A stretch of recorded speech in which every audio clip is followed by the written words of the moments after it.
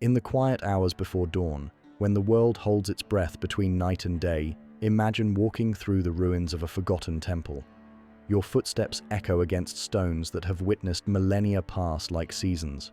A gentle breeze carries whispers of the past, and in that moment, you realize you are not alone. The ancients walk beside you, their genius embedded in every carefully carved block, every precisely aligned corridor. What if everything we thought we knew about the past was incomplete? What if the people who lived thousands of years ago possessed knowledge that would astonish us today? In libraries carved from stone and laboratories built from clay, they unlocked secrets that we are only now beginning to rediscover. Picture a world where temple doors opened by themselves, where concrete grew stronger with time, where surgeons performed delicate operations with tools that rival our modern instruments. This was not the realm of fantasy or myth. This was the everyday reality of ancient civilizations, where innovation bloomed in the most unexpected places. From the moment someone first mixed grain with water and discovered the magic of fermentation, to the day an engineer in ancient Greece created a machine that dispensed holy water for a coin, human ingenuity has painted masterpieces across the canvas of time. These were not primitive people stumbling toward progress. They were brilliant minds solving complex problems with elegant solutions, creating technologies that sustained empires and comforted the lives of millions.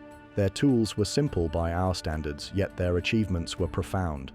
They moved massive stones with mathematical precision, channeled water across impossible distances, and preserved knowledge in ways that would survive the rise and fall of countless kingdoms.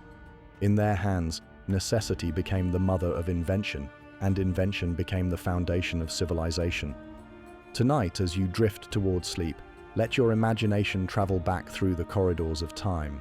Feel the warmth of Roman hippocausts beneath your feet, taste the carefully brewed beer that nourished Egyptian workers, and marvel at the ingenuity that turned sand and ash into soap that still foams after thousands of years. The ancients were not our ancestors struggling in darkness. They were our equals, separated only by time, working with the same curious minds and determined spirits that drive us today. Their legacy lives in every modern convenience, every solved problem, every moment of comfort we take for granted. This is their story. This is our story. And in the gentle rhythm of your breathing, in the quiet space between waking and sleeping, their whispers of innovation will carry you into dreams where the impossible becomes possible and the past reveals its timeless secrets. In the soft golden light of ancient Alexandria, a man named Hero walked through his workshop, surrounded by bronze gears and ceramic vessels that seemed to breathe with hidden life. His hands moved with the confidence of someone who understood that the boundary between magic and mechanics was simply a matter of knowledge. What he created in that quiet workshop would not be seen again for more than 1,000 years. Imagine standing before the great temple of Heron in ancient Greece, watching as massive bronze doors swing open without a single human hand touching them. The secret lay hidden beneath your feet, where a carefully designed system of bronze pipes and water chambers responded to the heat of sacred fires. As flames danced on the altar, they warmed the air in a sealed chamber below. The expanding air pushed water through hidden channels, and that water, flowing like liquid thoughts, pulled counterweights that opened the doors with silent grace. This was not sorcery. This was the birth of automation, born from minds that saw possibility where others saw only stone and metal. Hero of Alexandria understood that air and water, when properly channeled, could perform the work of many hands. His automatic doors were just the beginning. He created machines that dispensed holy water when coins were inserted, theater props that moved by themselves, and fountains that seemed to flow upward against the very pull of the earth. Far to the east, in the imperial courts of ancient China, artisans were solving mysteries that would not be understood by Western science for centuries. They crafted a bronze vessel decorated with dragons and toads, beautiful enough to grace any palace, yet serving a purpose that would save countless lives. This was the world's first earthquake detector, created by Zhang Heng in the year 132. 8 bronze dragons sat in a perfect circle, each holding a bronze ball in its mouth. Below them, 8 bronze toads waited with mouths open wide. When the earth trembled, even hundreds of miles away, A pendulum hidden within the bronze vessel would swing toward the direction of the earthquake. The corresponding dragon would release its ball, and the metallic sound of bronze striking bronze would alert the imperial court that somewhere in the vast empire, people needed help.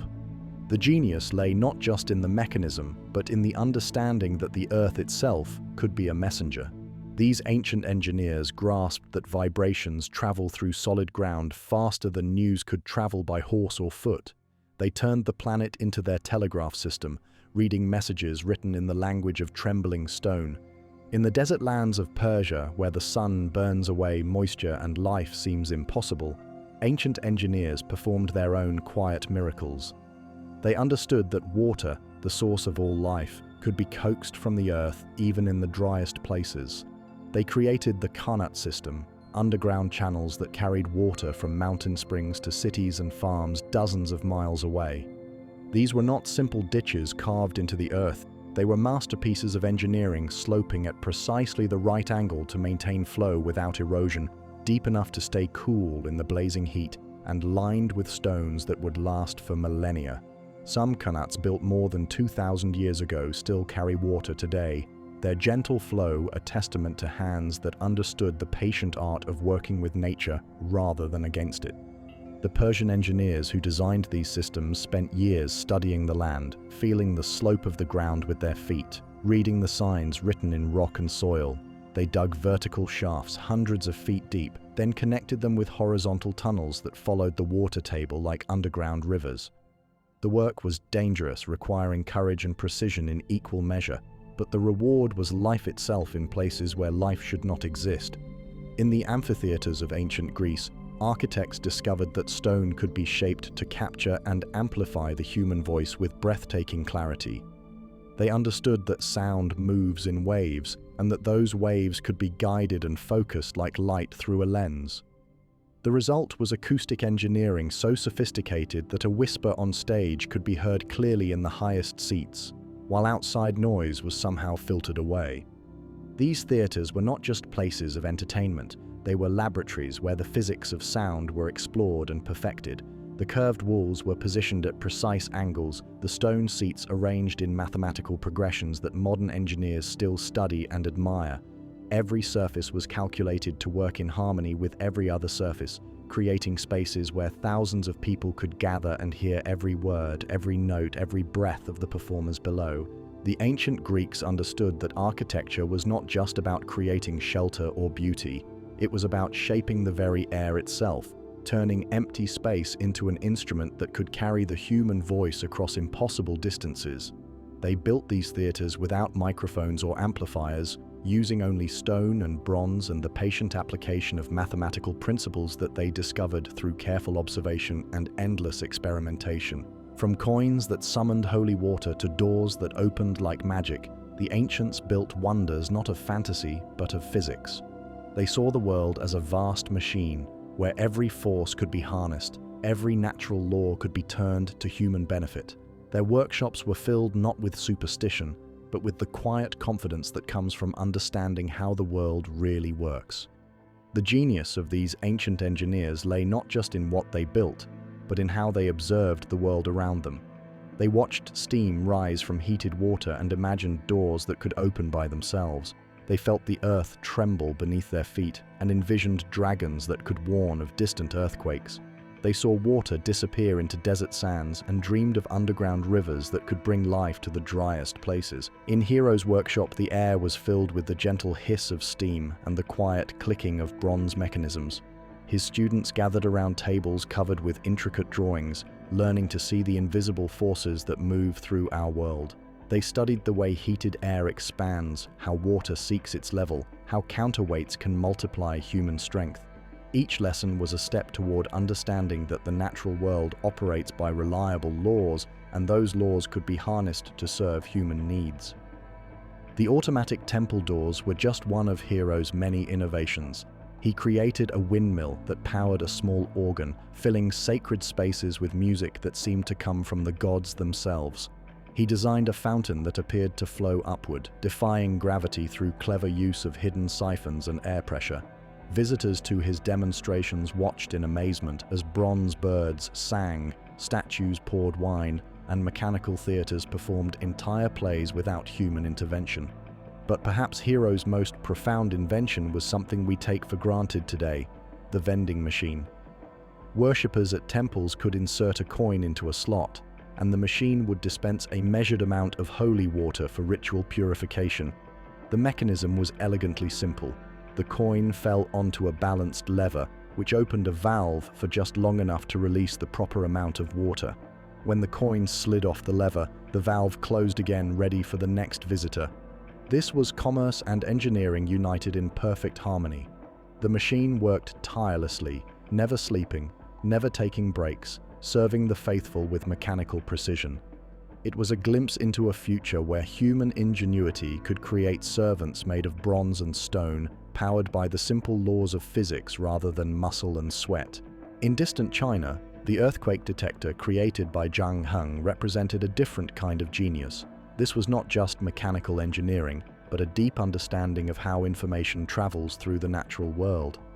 Zhang Heng realized that earthquakes send out waves that move through solid rock much faster than any human messenger could travel. His bronze instrument could detect these waves and translate them into useful information for the imperial court. The detector was beautiful as well as functional. The 8 dragons were works of art, each one perfectly crafted and positioned. The bronze toads below seemed almost alive, waiting patiently for their moment to receive the falling balls. When an earthquake struck, the sound of bronze striking bronze would echo through the palace halls, and officials would know immediately which direction to send relief efforts. Zhang Heng tested his invention carefully, studying the patterns of earthquakes and refining his design over many years. He understood that the Earth itself was constantly in motion, and that these motions could be measured and interpreted. His detector was not just a machine but a translator, converting the secret language of geological forces into sounds that human ears could understand. The Persian Khanate builders worked with a different kind of patience, spending years or even decades on a single project. They knew that water was the foundation of all civilization, and that bringing water to dry lands was the most valuable gift they could offer future generations. Their underground channels were marvels of surveying and engineering, requiring precise calculations and dangerous underground work. The master Khanate builders passed their knowledge from father to son, teaching the subtle art of reading the land and understanding where water hid beneath the surface. They used simple tools, plumb lines to check vertical shafts, oil lamps to light their way underground, and wooden frames to support tunnel walls. Yet with these basic instruments, they created water systems that would outlast empires. Each Khanate was a lifeline stretching across hostile desert, bringing the gift of water to places where it had never flowed before. The builders worked in darkness, digging by hand through rock and clay, always following the gentle slope that would allow water to flow freely. They created maintenance shafts every few hundred feet, allowing future generations to repair and clean the channels that would sustain their communities. In the great theaters of ancient Greece, architects discovered that mathematics could be made audible. They learned that the human voice produces sound waves that travel through air in predictable patterns, and that these patterns could be shaped and focused using carefully designed stone surfaces. The result was acoustic engineering so sophisticated that many modern concert halls still cannot match their clarity and power.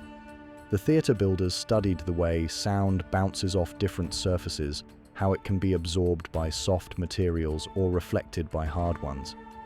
They positioned each row of seats at precisely the right angle to catch the reflected sound waves and direct them toward the audience. The curved walls behind the stage were shaped to gather the actors' voices and project them outward like a stone megaphone.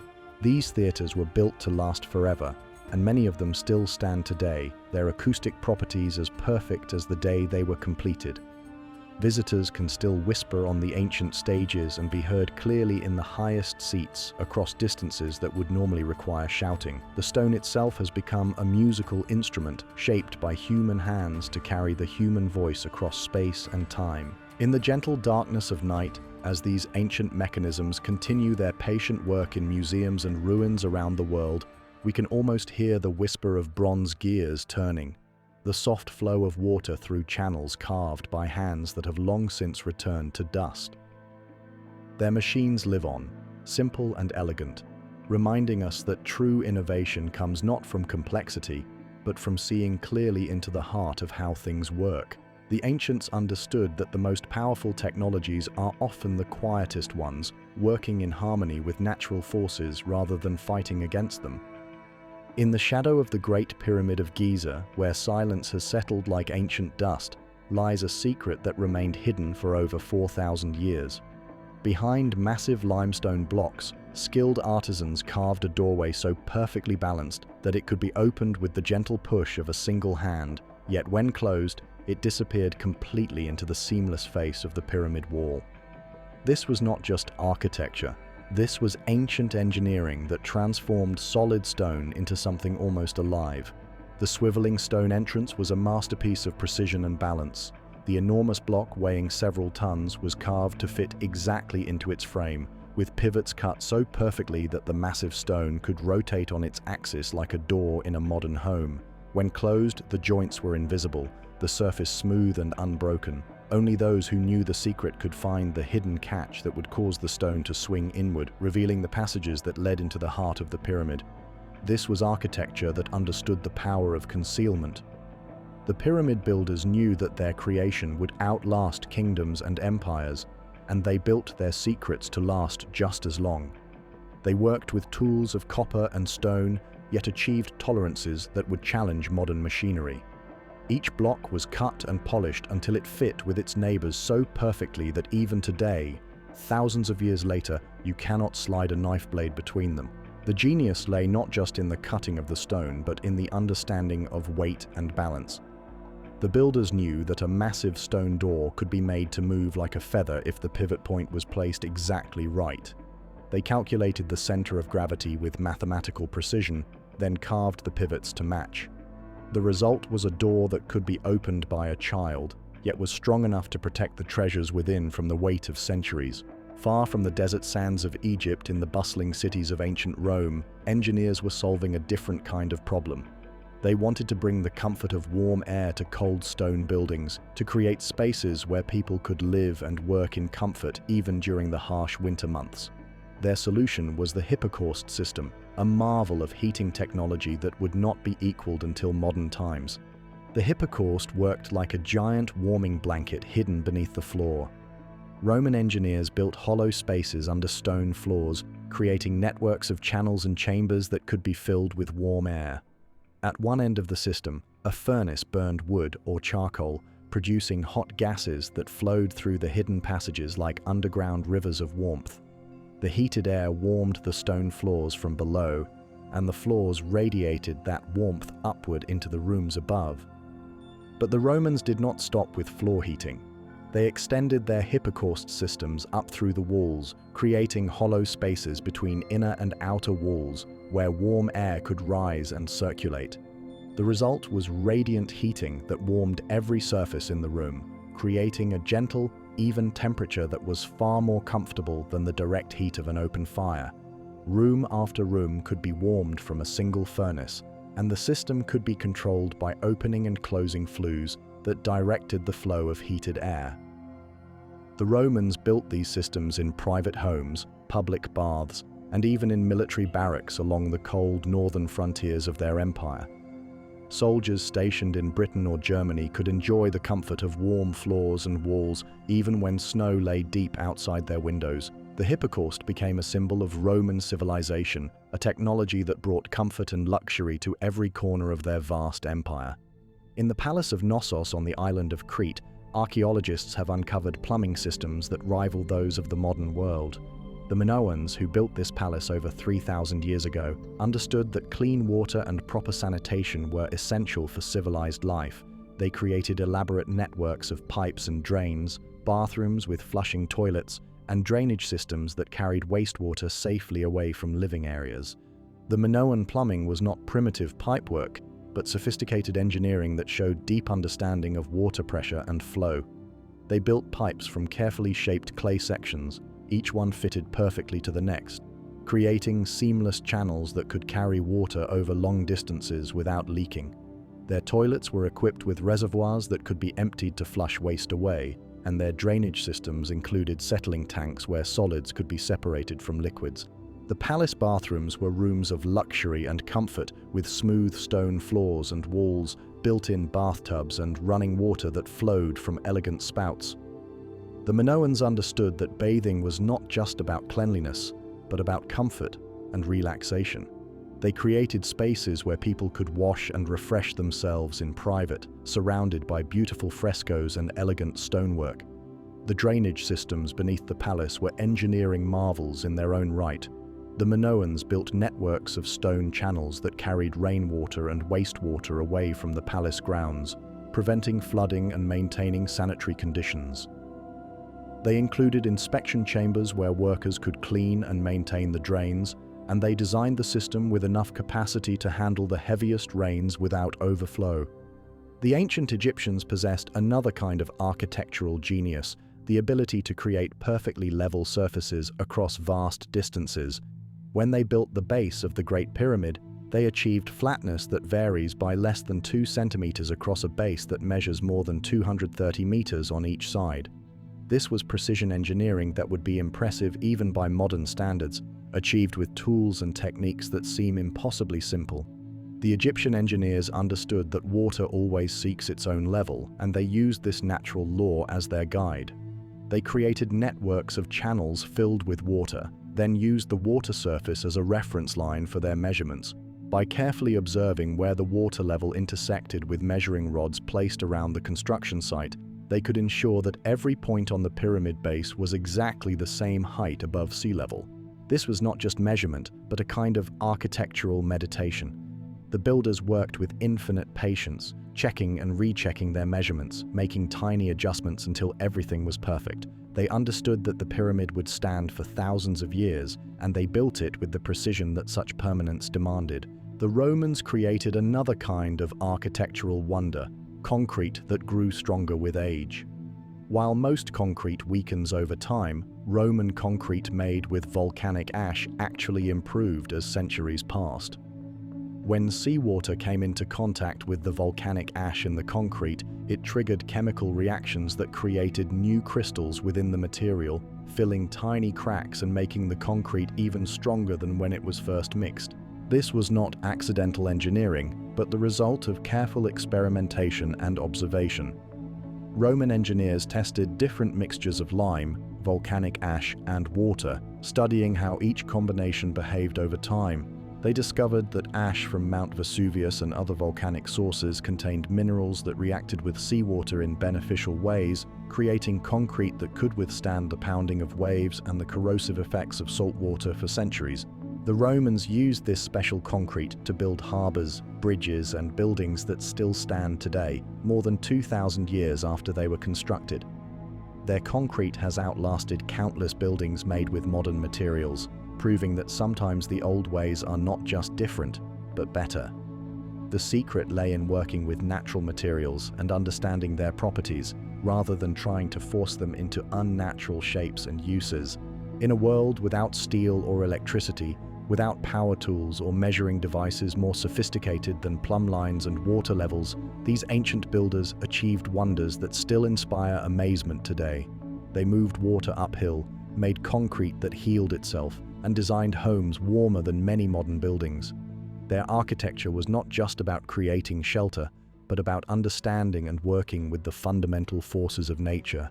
As you rest in the quiet darkness, imagine the gentle warmth of Roman hippocausts flowing beneath your feet, the soft sound of water flowing through Minoan pipes, the perfect silence of Egyptian pyramid chambers where massive stones fit together with mathematical precision. These ancient builders understood that true architecture is not about imposing human will upon the natural world, but about finding harmony between human needs and natural laws. Their buildings were not just structures, but expressions of a deep understanding of how the world works, built to last not just for years or decades, but for millennia. In the fertile valleys between the Tigris and Euphrates rivers, where the first cities rose from the earth like dreams made manifest, scribes sat in temple courtyards pressing wedge-shaped marks into soft clay tablets. They were not writing poetry or recording the deeds of kings. They were counting barley, they were measuring beer, They were creating the first written language in human history, and they were doing it because someone needed to keep track of who had been paid their daily ration of liquid bread. The Sumerians understood something profound about human civilization, that complex societies require complex records. In a world where thousands of people worked together to build temples and dig irrigation channels, where merchants traveled hundreds of miles to trade goods, where priests distributed food and beer to workers and worshippers, memory alone was not enough. Someone needed to write things down, and the clay tablets that emerged from their workshops 5,000 years ago represent humanity's first attempt to capture thought in permanent form. The cuneiform writing system began with simple pictures. A circle with lines radiating outward meant sun, wavy lines meant water, a triangle with a line through it meant woman. But the Sumerians quickly discovered that writing pictures was too slow and limiting for the complex records they needed to keep. They began to use symbols to represent sounds rather than things, creating the first phonetic writing system. A symbol that originally meant water could also represent the sound of water, and that sound could be combined with other sounds to create new words. The clay tablets they created were not just records, but the foundation of human literacy.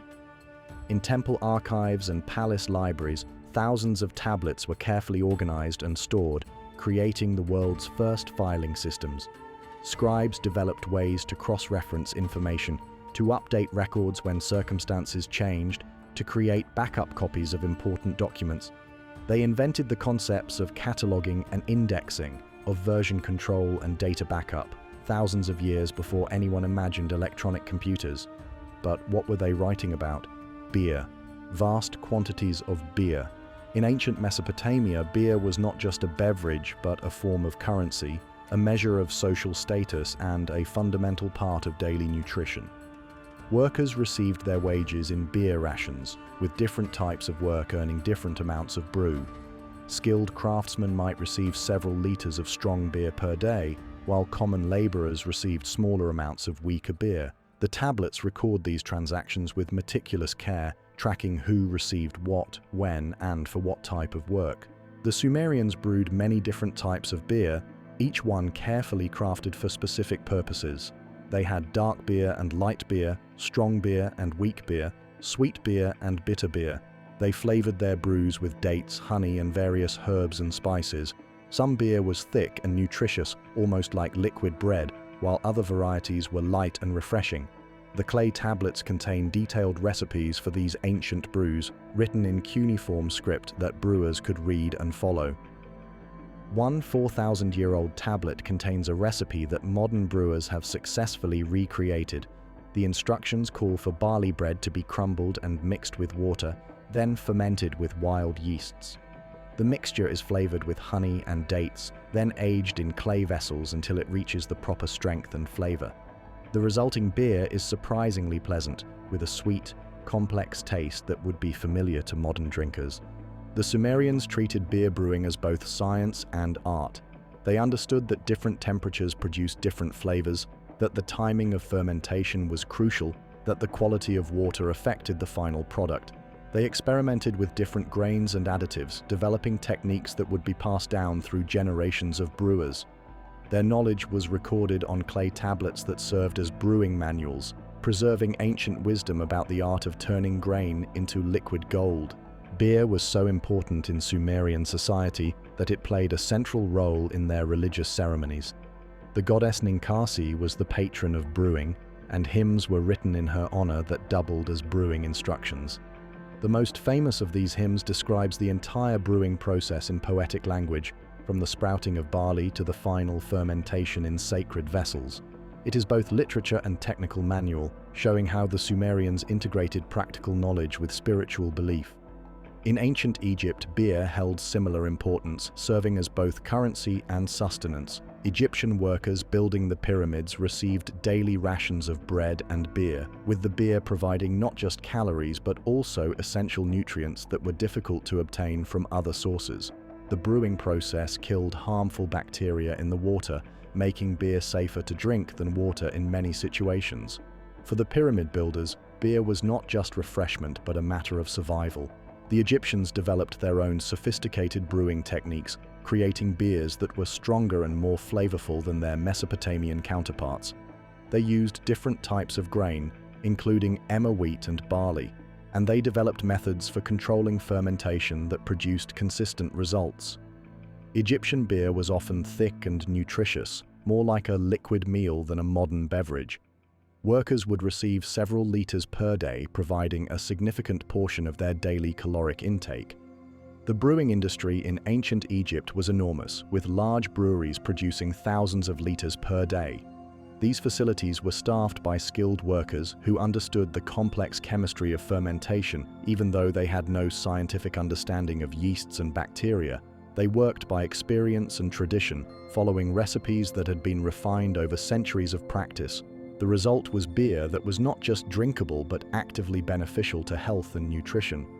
Meanwhile, in the ancient city of Aleppo in Syria, craftsmen were creating another kind of liquid treasure: soap. 4,800 years ago, long before anyone understood the chemistry of saponification, Syrian soap makers were combining animal fats with ash from burned plants to create cleaning agents that would revolutionize human hygiene. This was one of humanity's first industrial processes, involving large-scale production of a manufactured product that could be traded across vast distances. The Syrian soap makers discovered that certain types of ash, particularly from plants that grew in salty soils, contained chemicals that could transform animal fats into something entirely different. When mixed with water and heated, the combination produced a substance that could remove dirt and grease more effectively than water alone. The soap makers did not understand that they were creating sodium or potassium salts of fatty acids, but they understood that their product worked, and they refined their techniques over generations. The soap-making process was complex and time-consuming, requiring careful attention to temperature and timing. The fat had to be rendered at just the right temperature, the ash had to be prepared in precisely the right way, and the two components had to be combined under carefully controlled conditions. The Syrian soap makers developed these techniques through patient experimentation, creating an industry that would spread throughout the Mediterranean world. Their soap was not just effective, but long-lasting. Bars of Syrian soap could be stored for years without losing their cleaning power, making them ideal for long-distance trade. Merchants carried Syrian soap from the eastern Mediterranean to Egypt, Greece, and eventually to Rome, where it became a luxury item prized by the wealthy. The soap makers of Aleppo created not just a product but a brand that would endure for thousands of years. The ancient world also saw remarkable innovations in timekeeping as civilizations developed increasingly sophisticated ways to measure the passage of hours and days. The Egyptians created sundials that could tell time with remarkable accuracy, using the shadow cast by a vertical stick to mark the hours. But they did not stop with simple shadow clocks. They developed elaborate sundials with curved surfaces that compensated for the changing angle of the sun throughout the year, creating timepieces that were accurate in all seasons. The Chinese developed water clocks that could measure time even when the sun was not shining. These devices used the steady flow of water from one container to another to mark the passage of time, with graduated markings that showed the hours and even fractions of hours. The most sophisticated water clocks included mechanisms that could ring bells at predetermined times, creating the world's first alarm clocks. Perhaps most remarkably, ancient Chinese astronomers developed a method for tracking the sun's movement using strings and weights. They created devices that could automatically adjust to follow the sun's path across the sky, maintaining accurate time measurements throughout the day. These string-based solar tracking systems were mechanical computers that calculated the sun's position using principles that would not be fully understood until the development of modern astronomy. Before books, there was beer, and with beer came the written word. Civilization, quite literally, began on a buzz. The clay tablets that recorded ancient beer transactions became the foundation of human literacy. The soap that cleaned ancient bodies became the foundation of human hygiene, and the clocks that measured ancient time became the foundation of human productivity. In quiet workshops and temple courtyards, scribes and craftsmen were laying the groundwork for everything that would follow: one wedge-shaped mark, one bar of soap, one measured hour at a time. As you drift towards sleep, Imagine the soft scratching of reed styluses on clay tablets, the gentle bubbling of fermentation in ancient breweries, the quiet tick of water dropping from one vessel to another in Chinese water clocks. These were the sounds of civilization being born, of human ingenuity transforming the raw materials of the world into the tools and comforts that would sustain societies for thousands of years. The ancients understood that the most profound innovations often begin with the most basic human needs: the need to remember, the need to nourish, the need to clean, the need to measure time. From these simple beginnings, they built the foundations of the world we know today. In the misty highlands of ancient Peru, where the air grows thin and the mountains touch the clouds, healers performed operations that would challenge modern surgeons. With tools made of sharpened obsidian and bronze, they carefully removed sections of skull bone from patients suffering from head injuries, brain tumors, and mysterious ailments that caused seizures and madness. This procedure, called trepanation, was one of the most delicate operations known to ancient medicine, and the Peruvian healers achieved survival rates that would not be equaled by European surgeons until the 20th century. The evidence lies in hundreds of ancient skulls found in Peruvian burial sites, skulls that show clear signs of surgical intervention followed by healing. The bone around the surgical sites has regrown, proving that patients not only survived the operation but lived for months or years afterward. Some skulls show evidence of multiple trepanations, suggesting that patients returned to the same healers for additional procedures when needed.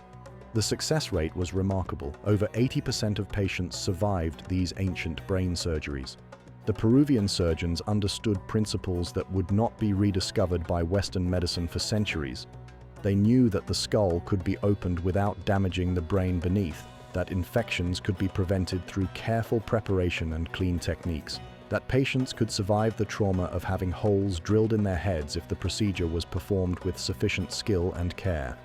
They developed specialized tools for the operation, including scrapers that could remove bone dust, probes that could explore the surgical site, and cutting implements sharp enough to slice through bone without causing unnecessary damage. The healing process was just as sophisticated as the surgery itself. The Peruvian healers understood that the brain was protected by membranes that must not be punctured, that bleeding had to be controlled carefully, that the surgical site had to be kept clean during the long healing process. They probably used natural anesthetics derived from coca leaves and other plants, allowing patients to endure the procedure without unbearable pain. The surgical sites were covered with protective materials, possibly including thin sheets of gold or silver that would prevent infection while allowing the bone to regrow. Far across the world, in the ancient medical schools of India, surgeons were performing another type of delicate operation that required extraordinary skill and precision. They were restoring sight to patients blinded by cataracts, using techniques that would not be matched in the Western world until the 18th century. The procedure, described in ancient Sanskrit texts, involved inserting a curved needle through the white of the eye to push the clouded lens out of the line of vision, instantly restoring clear sight to patients who had been blind for years. The Indian cataract surgeons, led by masters like Sushruta, who lived over 2,000 years ago, developed a complete system of eye surgery that included detailed knowledge of eye anatomy, sophisticated surgical instruments, and careful post-operative care. They understood that the eye was filled with fluid that must not be allowed to escape, that the lens could be moved without destroying it, that infection was the greatest danger following surgery. Their surgical instruments were works of art as well as precision tools, crafted from the finest metals and sharpened to points finer than modern needles. The preparation for cataract surgery was as important as the operation itself. Patients underwent days of preparation, with special diets and meditation designed to calm the mind and strengthen the body. The surgical site was carefully cleaned and prepared, and the surgeon's hands and instruments were purified according to strict protocols. The operation itself took only minutes, but those minutes required absolute precision and steady hands. One small mistake could leave the patient permanently blind, while success could restore sight that seemed lost forever. The Indian surgeons did not limit themselves to cataract operations. They performed complex reconstructive surgeries, including the repair of damaged noses using skin grafts taken from other parts of the body. This procedure, described in detail in ancient texts, involved cutting a flap of skin from the patient's forehead, carefully shaping it to match the missing nose structure, then attaching it to the damaged area with tiny stitches. The procedure required weeks of careful healing, during which the transplanted skin gradually formed blood vessel connections with its new location. In the great cities of ancient Rome, where gladiators fought for the entertainment of thousands, military doctors developed pain management techniques that would not be surpassed until the discovery of modern anesthetics. They understood that controlling pain was essential not just for patient comfort, but for successful healing. Roman physicians created complex formulations using opium extracted from poppies, vinegar that could clean wounds and provide mild numbing effects, and rose petals that contained natural compounds with pain-relieving properties. The Roman approach to pain management was sophisticated and multi-layered. They used opium for severe pain, but they understood that too much could be dangerous or even fatal. They combined opium with other substances that could enhance its effectiveness while reducing the risk of overdose. Vinegar was used not just for its mild anesthetic properties, but because its acidity could help prevent infections. Rose petals were incorporated into various preparations, providing both pleasant fragrance and genuine medicinal benefits. Roman military doctors also developed advanced techniques for treating battlefield injuries. They understood that speed was essential in treating severe wounds, that bleeding had to be controlled quickly, that infection was often more dangerous than the original injury.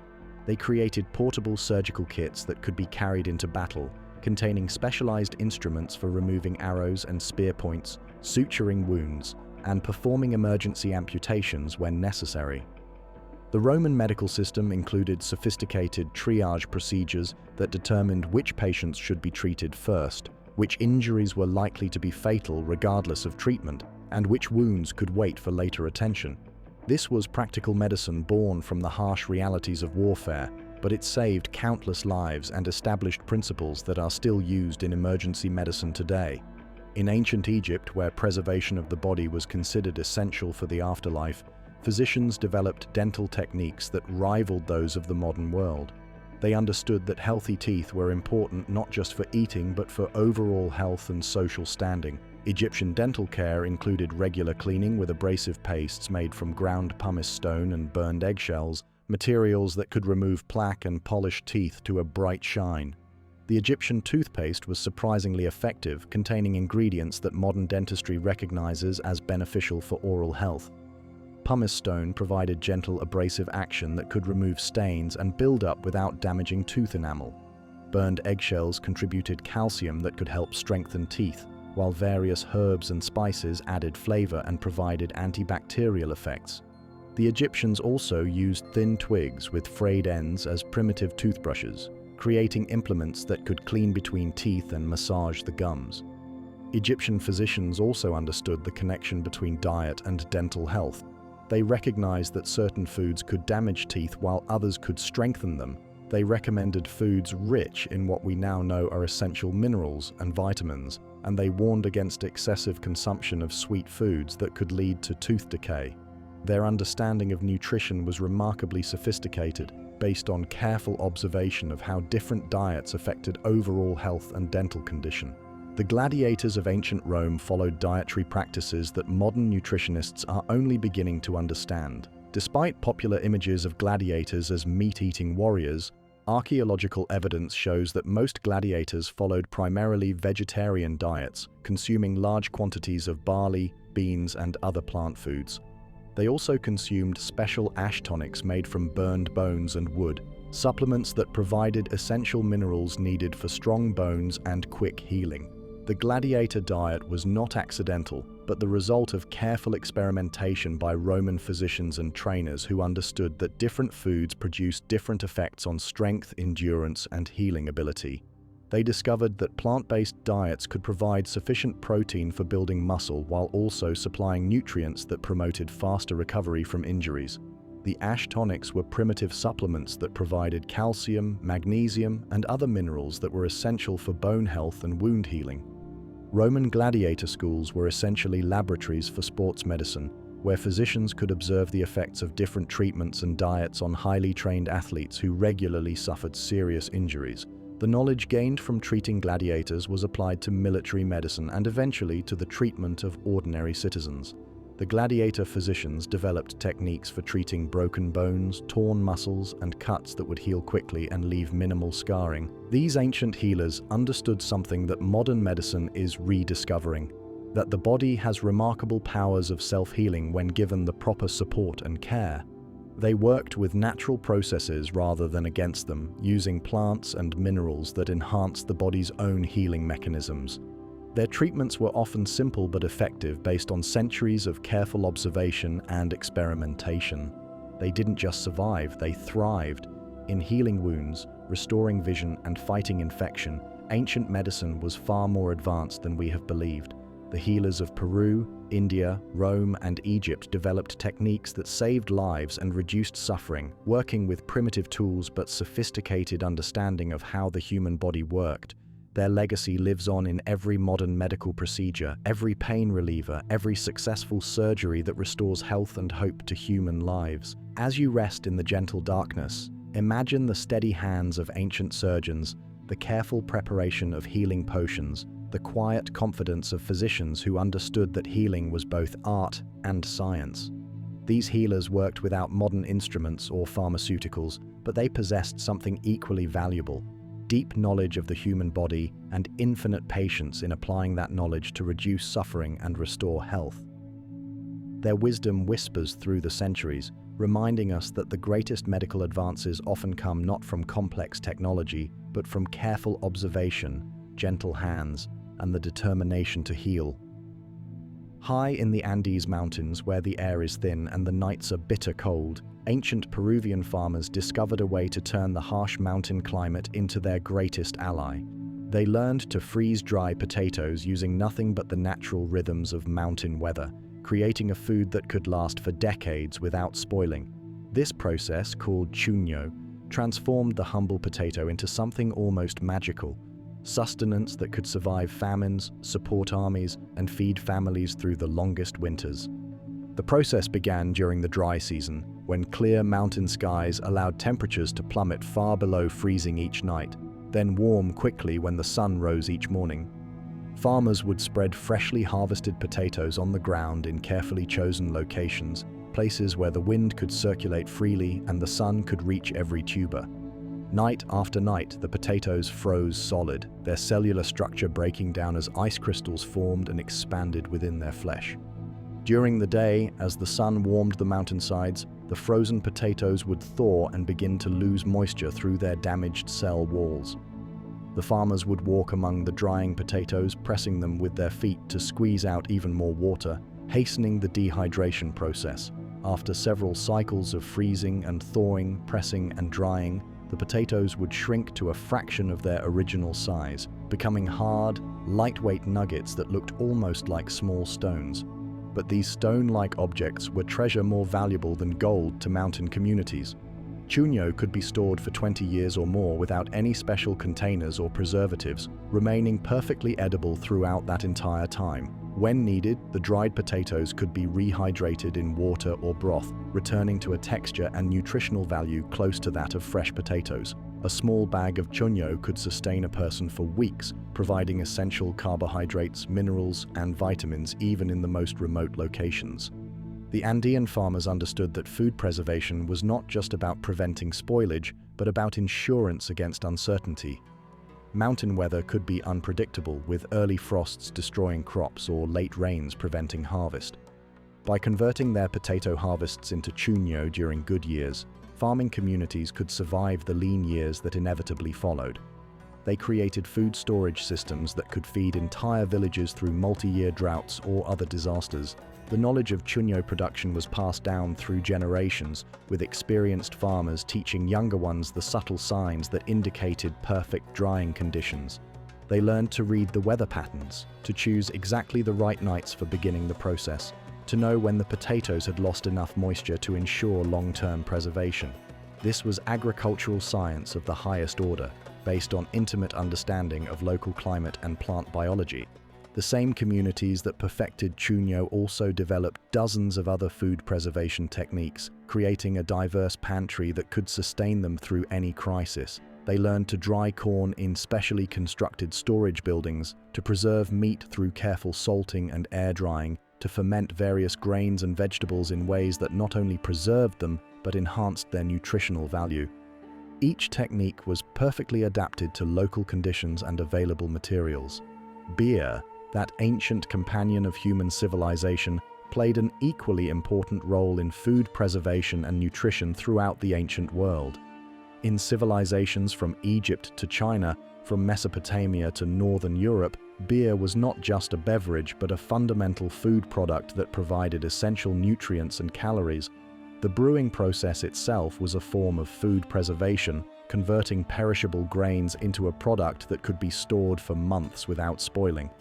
Ancient brewers understood that fermentation was a kind of controlled decomposition that prevented harmful bacteria from taking hold, while encouraging beneficial yeasts to convert starches into alcohol and other compounds.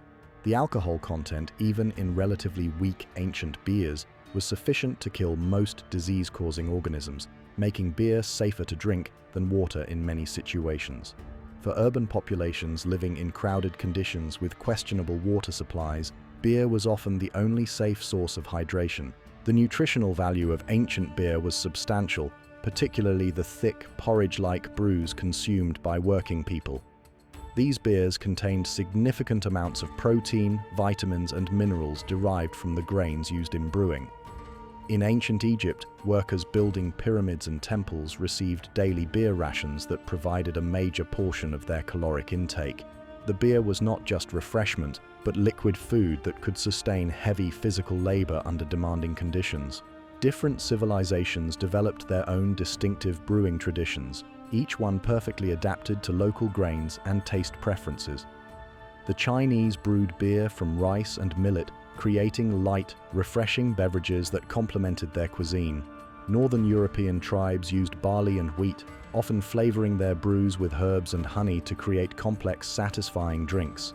Each tradition represented centuries of experimentation and refinement, as brewers learned to coax the best flavors and highest nutritional value from whatever grains were available. Ancient cookbooks carved in stone and written on papyrus reveal sophisticated understanding of food preparation and preservation techniques that went far beyond simple cooking.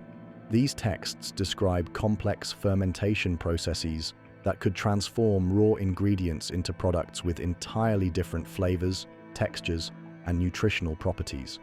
Fermentation was perhaps the most important food technology of the ancient world, allowing people to preserve surplus food, improve digestibility, and create new flavors. The fermentation of milk into cheese was one of the most revolutionary food preservation techniques ever developed.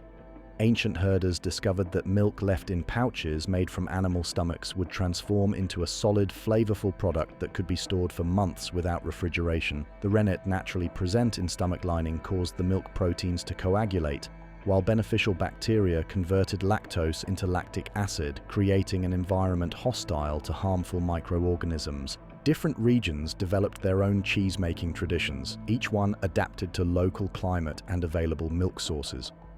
Mediterranean civilizations created hard, aged cheeses that could survive long sea voyages, providing protein and fat for sailors and merchants. Northern European communities developed softer, fresher cheeses that complemented their grain-based diets. Mountain communities learned to age cheese in cool caves, creating products with complex flavors that improved over months or years of careful storage. The ancient world also saw the development of sophisticated pickling and salt preservation techniques that could extend the life of vegetables, fish, and meat almost indefinitely. Coastal communities learned to extract salt from seawater through careful evaporation, creating a precious commodity that could preserve food and serve as currency in trade with inland populations. The salt curing process not only prevented spoilage but often improved flavor, creating delicacies that were prized throughout the ancient world. Smoke preservation was another ancient technique that combined food safety with flavor enhancement. Communities learned that certain types of wood produced smoke with antimicrobial properties while also imparting delicious flavors to meat and fish. Smoking houses became sophisticated food processing facilities where temperature, humidity, and air circulation were carefully controlled to produce consistent results. The process could preserve meat for months, allowing hunting communities to make the most of successful hunts. Ancient food preservation was not just about preventing hunger, but about creating social structures and economic systems. Communities that could reliably preserve surplus food could support larger populations, including specialists like craftsmen, priests, and soldiers who did not produce their own food. Food preservation technology enabled the development of cities, the creation of trade networks, and the emergence of complex civilizations. The techniques developed by ancient food preservers also shaped cultural identity and social customs.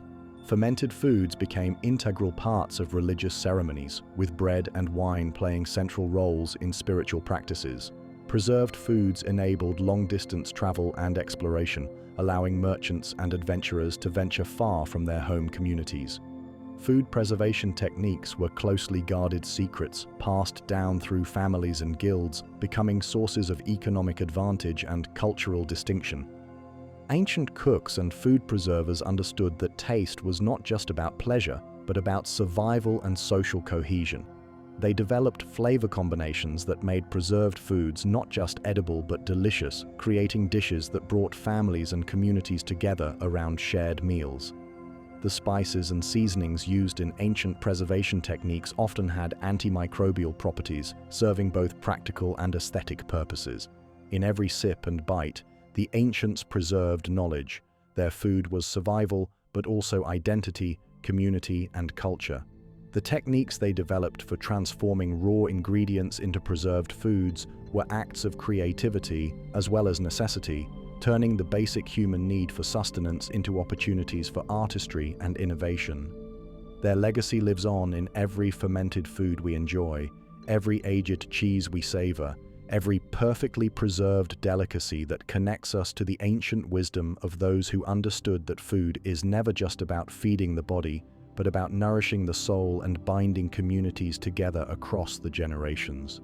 As you drift towards sleep, imagine the gentle sounds of ancient food preparation, the soft bubbling of fermentation, the quiet scraping of salt being harvested from evaporation ponds, the rhythmic pressing of potatoes being transformed into chunyo in the high mountains. These were the sounds of human ingenuity turning abundance into security, transforming the gifts of harvest time into sustenance that could last through any season. The ancient food preservers understood that true wealth lay not in consuming everything immediately, but in having the wisdom and skill to save the best for when it would be needed most. In the shifting sands of ancient Egypt, archaeologists have uncovered a treasure that speaks to the deepest human compassion and ingenuity. It is a wooden toe, carved with exquisite care from sycamore wood and attached to a leather harness with bronze wire. This prosthetic toe, created over 3,000 years ago, was not just a replacement for lost flesh and bone, but a testament to the ancient Egyptian understanding that wholeness was essential not just for physical function, but for spiritual well-being in this life and the next. The wooden toe belonged to a woman who lived during the time of the pharaohs, when Egypt was at the height of its power and influence. The loss of her toe, whether through accident, disease, or injury, would have been more than just a physical inconvenience. In ancient Egyptian society, the completeness of the body was considered essential for the journey into the afterlife. The careful craftsmanship of her prosthetic toe shows that someone cared enough to ensure that she would be whole again, both in life and in death. The prosthetic was not simply decorative, but fully functional. The wooden toe was carefully shaped to match the contours of a natural toe, with joints that could flex and bend as the wearer walked.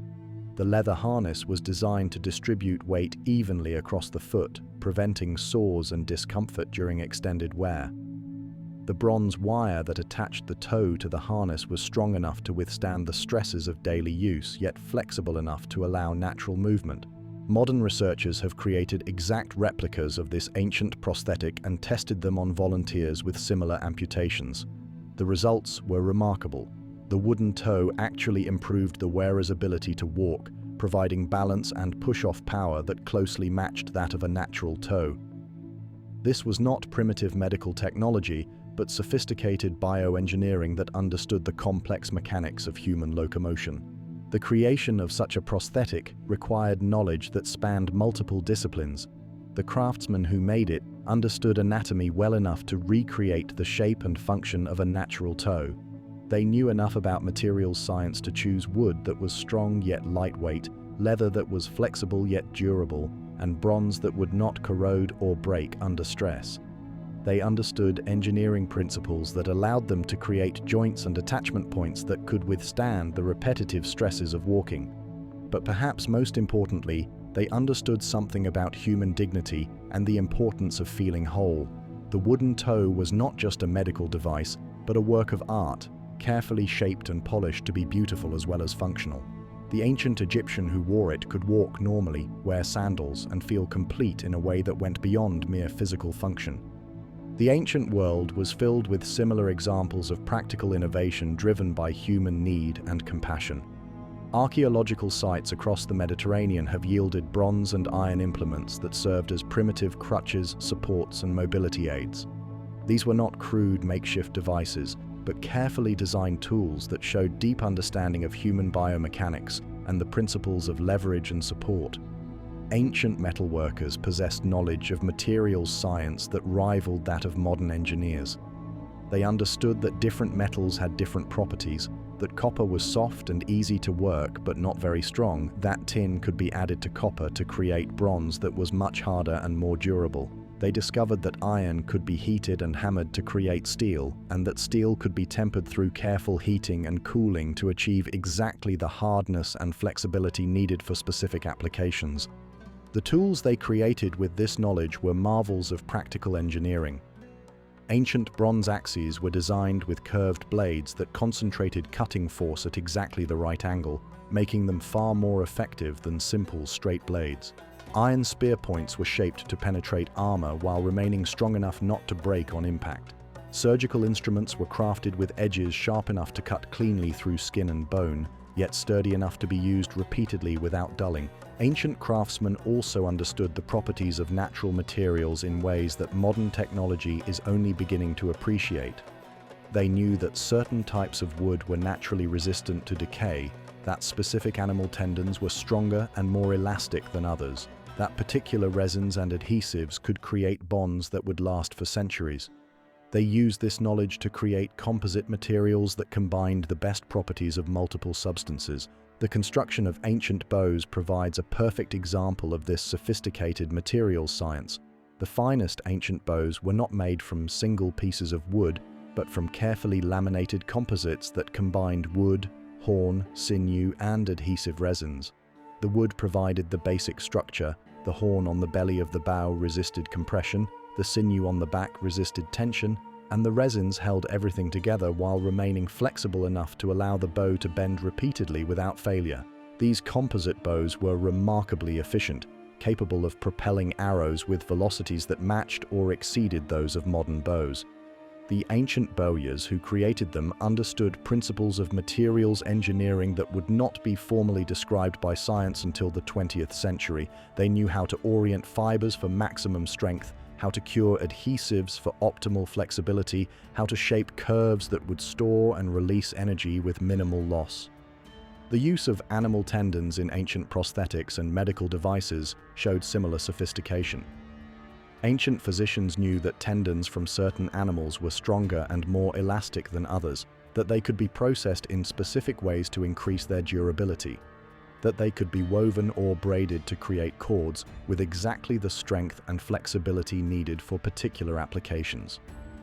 Tendons were used to create sutures that would dissolve naturally as wounds healed, springs that could power mechanical devices, and flexible joints in prosthetic limbs. Natural resins played equally important roles in ancient technology. Craftsmen learned that different tree resins had different properties, that some remained flexible while others hardened into glass-like substances, that certain resins were waterproof while others were soluble. They used this knowledge to create adhesives, waterproofing compounds, and protective coatings that could preserve wood, metal, and fabric for centuries. The ancient Egyptians used natural resins in their mummification process, creating preservation systems that have kept human bodies intact for thousands of years. But they also used resins in more mundane applications, waterproofing boats, preserving wooden tools, and creating paints and varnishes that protected decorative surfaces from decay. Their understanding of resin chemistry was based on centuries of careful experimentation and observation. Ancient architects and engineers applied these same principles of material science to create lifting and moving systems that could handle massive weights with surprising efficiency. The Great Pyramids of Egypt were built using sophisticated pulley systems, inclined planes, and lever mechanisms that multiplied human strength many times over. These systems were not crude arrangements of ropes and wooden beams, but carefully engineered machines that understood the fundamental principles of mechanical advantage. The construction of ancient temples and monuments required moving stone blocks that weighed many tons, often over considerable distances and to great heights. The engineers who designed these projects understood that mechanical systems could be used to transform the relatively small force that humans could apply into the enormous forces needed to move massive stones. They created compound pulley systems that could lift weights that would otherwise require hundreds of workers. Ancient cranes were marvels of mechanical engineering, using systems of pulleys, counterweights, and lever arms to lift and position heavy materials with precision. These machines were powered entirely by human muscle or animal strength, yet they could perform tasks that would challenge modern construction equipment. The key was understanding how mechanical advantage could be gained through clever application of basic physical principles. The Roman engineers who built the great aqueducts and amphitheaters were masters of practical mechanics. They understood how to calculate the forces acting on arches and domes, how to design foundations that could support enormous loads, how to create drainage systems that would prevent water damage over centuries of use. Their structures have survived earthquakes, wars, and the passage of 2,000 years, testimony to engineering principles that were based on deep understanding of how forces move through solid materials. Necessity wasn't just the mother of invention, it was the forge of innovation, sculpting limbs and lifting temples with breathtaking simplicity. The ancient engineers and craftsmen who created these marvels worked without computers or calculators, without precise measuring instruments or advanced materials. Yet they achieved results that continue to amaze modern engineers and scientists. Their success came from patient observation, careful experimentation, and deep understanding of the natural world. They learned by doing, testing their ideas against reality, and refining their techniques through generations of practice. They understood that the most elegant solutions were often the simplest ones, that working with natural forces was more effective than fighting against them. As you rest in the quiet darkness, imagine the gentle sounds of ancient workshops, the soft scraping of wood being shaped into a prosthetic limb, the rhythmic hammering of bronze being formed into surgical instruments, the quiet creaking of pulleys lifting massive stones toward the sky. These were the sounds of human compassion and ingenuity working together, creating solutions that restored wholeness to broken bodies and lifted human ambitions toward the heavens. The ancient craftsmen understood that technology should serve humanity, that the highest goal of innovation was not complexity, but effectiveness, not impressiveness, but helpfulness. Their legacy whispers through every modern medical device, every construction crane, every composite material that combines the best properties of multiple substances to create something stronger and more useful than any of its components alone. In the heart of ancient Rome, where marble columns reached toward the sky and the sound of flowing water filled the air, citizens gathered each day in magnificent buildings that served as the social and hygienic centers of their civilization. These were the Roman bathhouses, architectural marvels that combined engineering sophistication with an understanding of health and wellness that would not be matched again until modern times. Here, in spaces filled with warm pools and steam-scented air, Romans of all social classes came together to cleanse their bodies, restore their spirits, and maintain the personal hygiene that was considered essential to civilized life. The Roman bathhouse was not simply a place to wash, but a complex system designed to provide every possible comfort and health benefit. The typical bathhouse contained a series of pools at different temperatures, from cool plunge baths that could invigorate the body and close the pores, to hot soaking pools that could ease muscle tension and promote deep relaxation. Between these pools were rooms filled with warm, humid air where bathers could sit and allow their skin to absorb moisture while toxins were drawn out through gentle perspiration.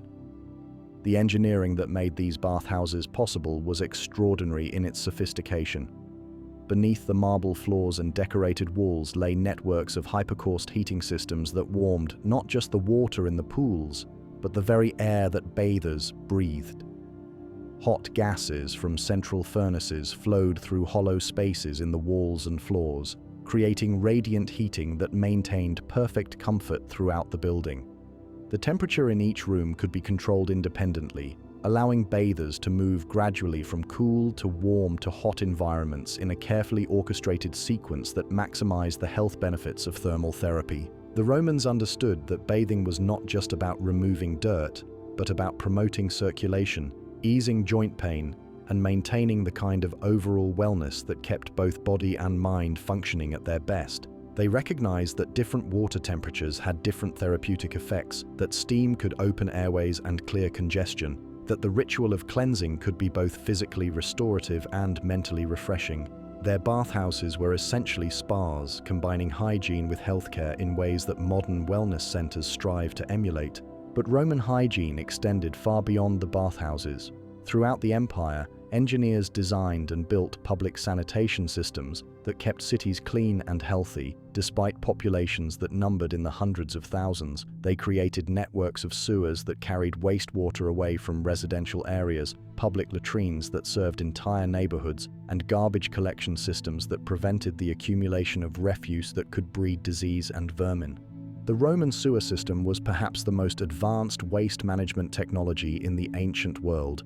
The Great Cloaca Maxima of Rome was a massive underground channel that collected sewage from throughout the city and carried it safely into the Tiber River. This system was not just a single large pipe, but a complex network of smaller sewers that gathered waste from individual buildings and neighborhoods, then channeled it into progressively larger conduits until it reached the main outfall. The engineering of these sewers showed sophisticated understanding of hydraulics and public health. The Romans knew that sewage had to flow continuously to prevent dangerous accumulations, that the system needed regular cleaning and maintenance, that proper ventilation was essential to prevent the buildup of toxic gases. They built their sewers with precisely calculated slopes that ensured steady flow, access points that allowed workers to enter for cleaning and repair, and outfall locations that prevented contamination of drinking water supplies. Thousands of miles from Rome, in the ancient cities of the Indus Valley, engineers were creating their own marvels of urban sanitation. The city of Mohenjo-Daro, built over 4,000 years ago, featured a public sanitation system that was in some ways more advanced than that of many modern cities. Every house was connected to a sophisticated network of drains and sewers that carried wastewater away from residential areas, and the city included public baths, wells, and waste management facilities that served the needs of thousands of residents. The Mohenjo-Daro drainage system was built with remarkable precision and attention to detail. Individual houses had private toilets connected to carefully constructed drains that led to larger neighborhood sewers. These sewers were lined with fired brick and covered with stone slabs, creating permanent channels that could handle large volumes of wastewater without leaking or collapsing. The system included inspection chambers where workers could monitor flow and remove blockages, and the entire network was designed with enough capacity to handle heavy monsoon rains without overflow. The public baths of Mohenjo-Daro were engineering marvels that rivaled those of Rome. The Great Bath was a rectangular pool lined with carefully fitted bricks and sealed with natural tar to prevent leaking. Steps led down into the pool from both ends, and the surrounding area included dressing rooms and facilities for bathers to prepare themselves.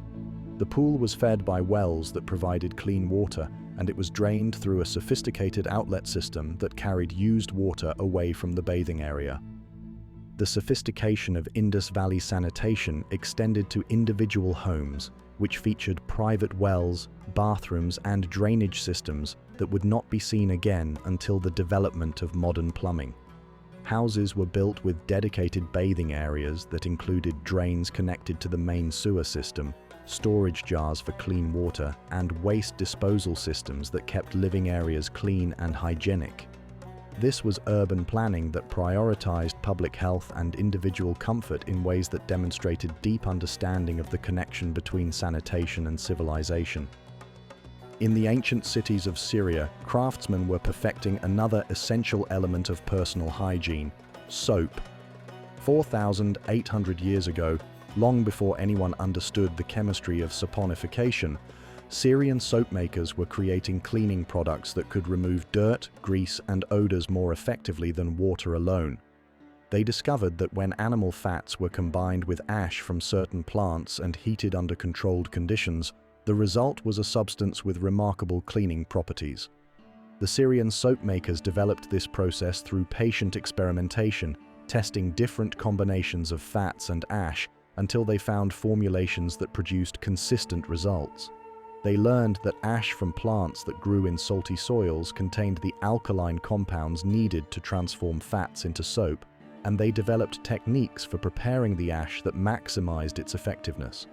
The soap-making process was complex and time-consuming, requiring precise control of temperature and timing to produce high-quality results. The soap that emerged from Syrian workshops was not just functional, but luxurious. Different formulations produced soaps with different properties. Some were mild enough for daily use on sensitive skin, others were strong enough to clean the dirtiest hands and clothes. Syrian soap makers learned to add fragrances derived from local plants and spices, creating products that not only cleaned effectively, but left users smelling pleasant and feeling refreshed. Ancient civilizations also developed sophisticated cosmetics, perfumes, and deodorants that served both practical and aesthetic purposes. Egyptian cosmetics were not just about beauty, but about protection from the harsh desert sun and the insects that could carry disease. The famous kohl eyeliner that adorned the eyes of Egyptian men and women contained antimicrobial compounds that helped prevent eye infections, while also reducing glare from bright sunlight. Egyptian perfumes were complex blends of natural oils, resins, and plant extracts that could mask body odors while providing pleasant fragrances that lasted throughout the day. These perfumes were not simple mixtures, but carefully balanced compositions that combined base notes from animal-derived musk with middle notes from flowers and spices, and top notes from fresh herbs and citrus. The perfume makers understood how different scents evolved over time, creating fragrances that would change and develop as they were worn. Ancient deodorants were often more effective than their modern counterparts, using natural antimicrobial compounds that could prevent the bacterial growth that causes body odor. Egyptian deodorants contained ingredients like myrrh and frankincense that had genuine antibacterial properties, while also providing pleasant fragrances. These products were applied not just to the underarms, but to other areas of the body where perspiration and bacterial growth could cause odor problems. Bathroom customs and toilet technology varied widely across ancient cultures, but most civilizations developed sophisticated systems for managing human waste in ways that protected public health while maintaining personal dignity. Ancient Roman toilets were often communal facilities where citizens could sit side by side while conducting their business, but they were equipped with running water that carried waste away immediately and sponges on sticks that served as reusable toilet paper. The Romans understood that human waste was a source of disease if not properly managed, and they developed toilet technology that minimized contact between people and their waste products. Their toilets were designed so that waste fell directly into flowing water that carried it away to the sewer system, and the facilities included hand-washing stations where users could clean themselves after using the toilet. The communal nature of Roman toilets may seem strange to modern sensibilities, but it reflected a culture that was comfortable with the human body and its natural functions. Chinese toilet technology took a different approach, focusing on the conversion of human waste into valuable fertilizer that could be used to improve agricultural productivity. Chinese cities developed sophisticated systems for collecting and processing human waste, turning what other cultures considered a disposal problem into a resource that could support urban agriculture. This approach reflected a deep understanding of natural cycles and the value of recycling nutrients back into food production systems.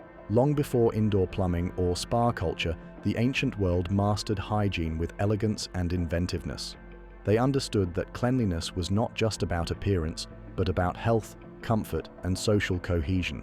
Their solutions were often remarkably sophisticated, combining engineering skill with deep understanding of human needs and natural processes. They created systems that could serve large populations while maintaining the kind of sanitary conditions that prevented disease and promoted wellness.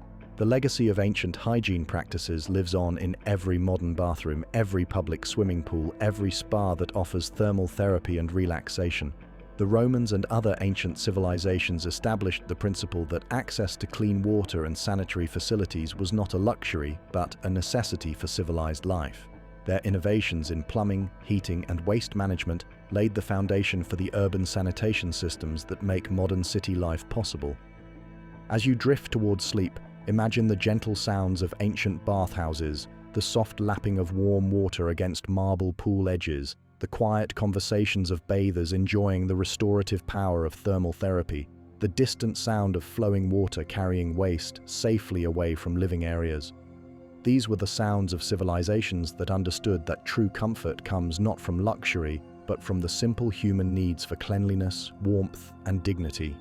The ancient engineers and craftsmen who created these systems worked with materials and techniques that seem primitive by modern standards, yet they achieved results that continue to inspire and inform our approach to public health and personal comfort.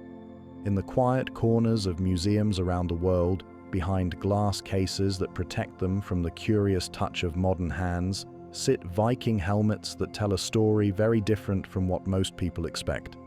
These ancient pieces of iron and bronze are simple, practical affairs. Rounded caps designed to deflect sword blows, with nose guards that could protect the face without obstructing vision. What they do not have, and never had, are the dramatic curved horns that appear in countless movies and illustrations. The horned Viking helmet is one of history's most persistent myths, a creation of 19th century opera designers who thought that horns would make their Viking characters look more dramatic and intimidating. The real Viking warriors who sailed across dangerous seas and fought in bitter battles understood that survival depended on practical equipment, not theatrical display. A helmet adorned with large horns would have been worse than useless in combat, providing handholds for enemies to grab and twist, creating weak points where the metal could crack under stress, and adding unnecessary weight that would tire the wearer during long battles. The Vikings were expert metalworkers who created armor and weapons that were both beautiful and deadly effective, but they were far too practical to compromise function for the sake of appearance. Archaeological evidence reveals that Viking helmets were sophisticated pieces of protective equipment, often made from multiple pieces of iron carefully shaped and riveted together. Some helmets included chainmail that could protect the neck and shoulders, and many featured decorative elements that showed the status and wealth of their owners. But these decorations were small and practical: bronze fittings that reinforced weak points, silver inlays that caught the light, or iron ridges that helped deflect glancing blows. The Vikings understood that in battle, the most beautiful helmet was the one that kept its wearer alive. The misconception about horned helmets reflects a broader pattern of misunderstanding about ancient life, where dramatic Hollywood images have replaced accurate historical knowledge. The reality of ancient daily life was often far more interesting than the myths filled with unexpected details that reveal the complexity and sophistication of past civilizations. Take, for example, the diet of Roman gladiators, those legendary fighters who battled for the entertainment of crowds in amphitheaters throughout the empire. Popular images of gladiators usually show them as meat-eating warriors consuming vast quantities of beef and pork to build the muscle and strength needed for combat. But archaeological analysis of gladiator bones tells a very different story. Chemical analysis of calcium and nitrogen levels in ancient gladiator skeletons reveals that these fighters followed primarily vegetarian diets, consuming large quantities of barley, beans, and other plant foods. They were sometimes called barley men by their contemporaries, a nickname that reflected their grain-heavy diet. This vegetarian diet was not imposed by poverty or lack of access to meat, but was the result of careful planning by gladiator trainers who understood that different foods produced different effects on strength, endurance, and healing ability. Plant-based diets provided sufficient protein for building muscle, while also supplying nutrients that promoted faster recovery from the injuries that were inevitable in gladiatorial combat. The gladiators supplemented their vegetarian meals with special ash tonics made from burned bones and wood, primitive supplements that provided calcium, magnesium, and other minerals essential for bone health and wound healing. The gladiator diet was based on practical experience rather than nutritional theory, but it demonstrated sophisticated understanding of how food affected athletic performance. Gladiator schools were essentially laboratories for sports medicine, where trainers could observe the effects of different diets and treatments on highly trained athletes who regularly suffered serious injuries. The knowledge gained from feeding and caring for gladiators was applied to military medicine and eventually influenced the treatment of ordinary citizens throughout the Roman world. Another persistent myth about ancient Rome involves the supposed widespread use of human urine for cleaning and dental care. While it is true that urine was used for certain purposes in the ancient world, the reality was far more complex and limited than popular culture suggests. Urine contains ammonia, which does have mild cleaning properties, but the Romans were sophisticated chemists who understood that there were better and more pleasant alternatives for most cleaning purposes. The Roman urine trade did exist, but it was a specialized industry that served specific purposes. Urine was collected and processed for use in certain types of textile production, where the ammonia could help set dyes and soften fabrics. It was also used in some industrial processes, including the production of certain types of soap and the processing of leather. But the idea that Romans regularly brushed their teeth with urine or used it for general household cleaning is largely a misconception based on misunderstanding of limited historical references. The Romans actually had access to sophisticated cleaning products that were far more effective and pleasant than urine. They imported soap from Syria and other regions, they used various plant-based detergents, and they developed their own chemical processes for creating cleaning agents from materials like ash and animal fats. Roman dental care involved abrasive pastes made from ground pumice and herbs, along with various mouthwashes and tooth cleaning implements that were designed specifically for oral hygiene. The Roman government did indeed tax the urine trade, as they taxed most commercial activities, but this was simply part of their comprehensive system of taxation rather than evidence of widespread urine use. The Romans taxed everything from salt to soap to imported silk, viewing taxation as a way to fund public works and military expenses. The tax on urine was no more significant than taxes on dozens of other commercial products, and it certainly did not indicate that urine was a major part of daily Roman life. In the ancient city of Carthage on the coast of North Africa, families followed naming customs that reflected deep spiritual beliefs about the connection between individuals and their gods.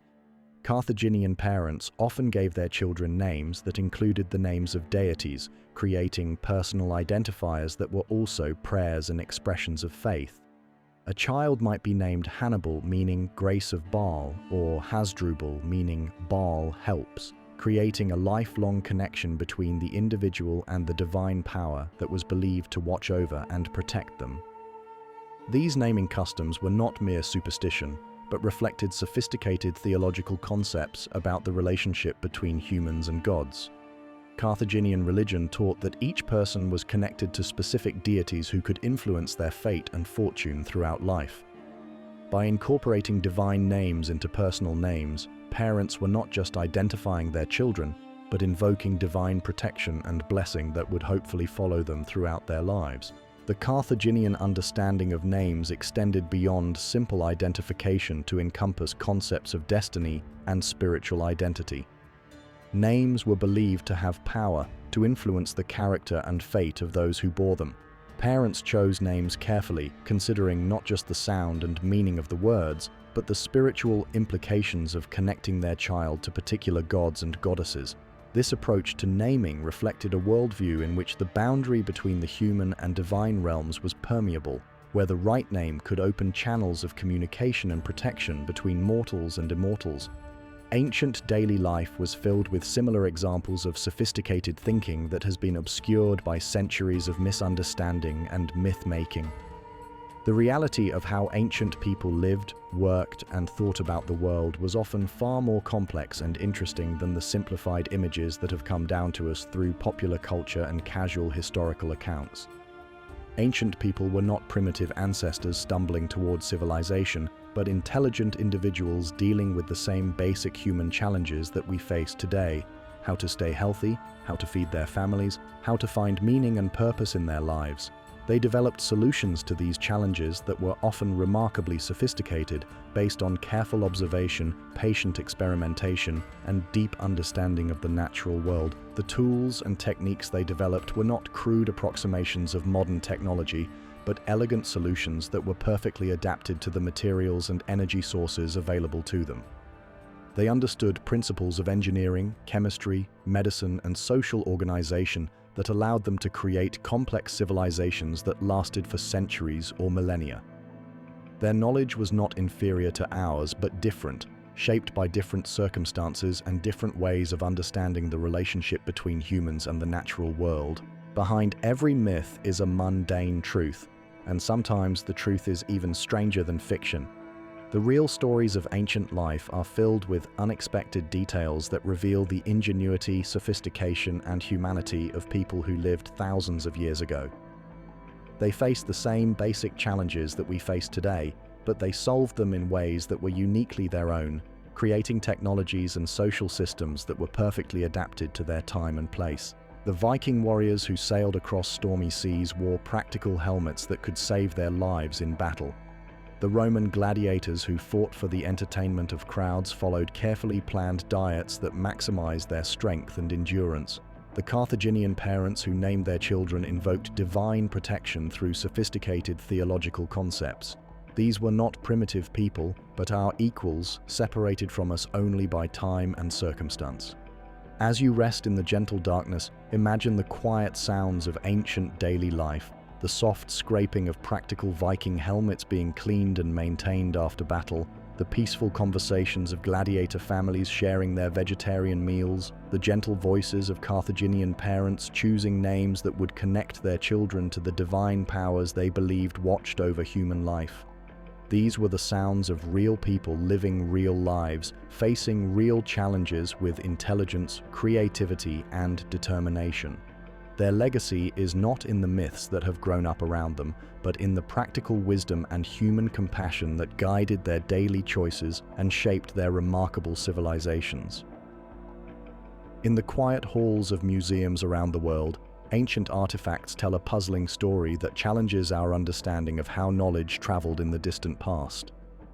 Here sits a Roman coin featuring an elephant, minted centuries before Romans had any direct contact with these magnificent creatures. There stands a Chinese compass pointing toward magnetic north, invented independently from similar devices created in ancient Greece.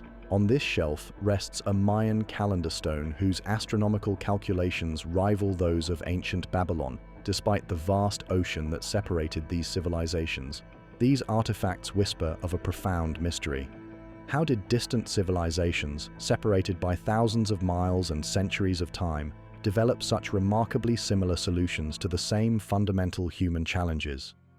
Did knowledge flow along hidden currents that connected ancient minds across impossible distances, or did human ingenuity simply follow similar paths when confronted with similar problems? The evidence for cross-cultural connections is compelling yet enigmatic. In the ruins of ancient Mohenjo-Daro, archaeologists have discovered drainage systems that bear striking resemblances to those found in Roman cities built more than 1,000 years later. The precision-cut stones of Peruvian temples echo the mathematical principles used in Egyptian pyramids, despite the vast distances and centuries that separated these construction projects. Ancient Chinese metallurgy produced alloys whose compositions match those found in Bronze Age European artifacts, suggesting either remarkable coincidence or remarkable communication. Consider the evolution of plumbing technology across different civilizations. The Minoans of ancient Crete developed flushing toilets and sophisticated drainage systems around 1500 years before Christ. Similar technologies appeared independently in the Indus Valley civilization at roughly the same time, and later emerged in Roman engineering projects that may have been influenced by contact with Eastern civilizations through trade routes. The underlying principles were identical. The understanding that flowing water could carry waste away from living areas, that proper drainage prevented disease, that public health required sophisticated infrastructure, yet the specific implementations varied in ways that suggested local innovation rather than direct copying. Minoan plumbing used clay pipes fitted together with remarkable precision, while Indus Valley engineers preferred carefully mortared brick channels. Roman systems combined elements of both approaches while adding their own innovations in concrete and hydraulic engineering.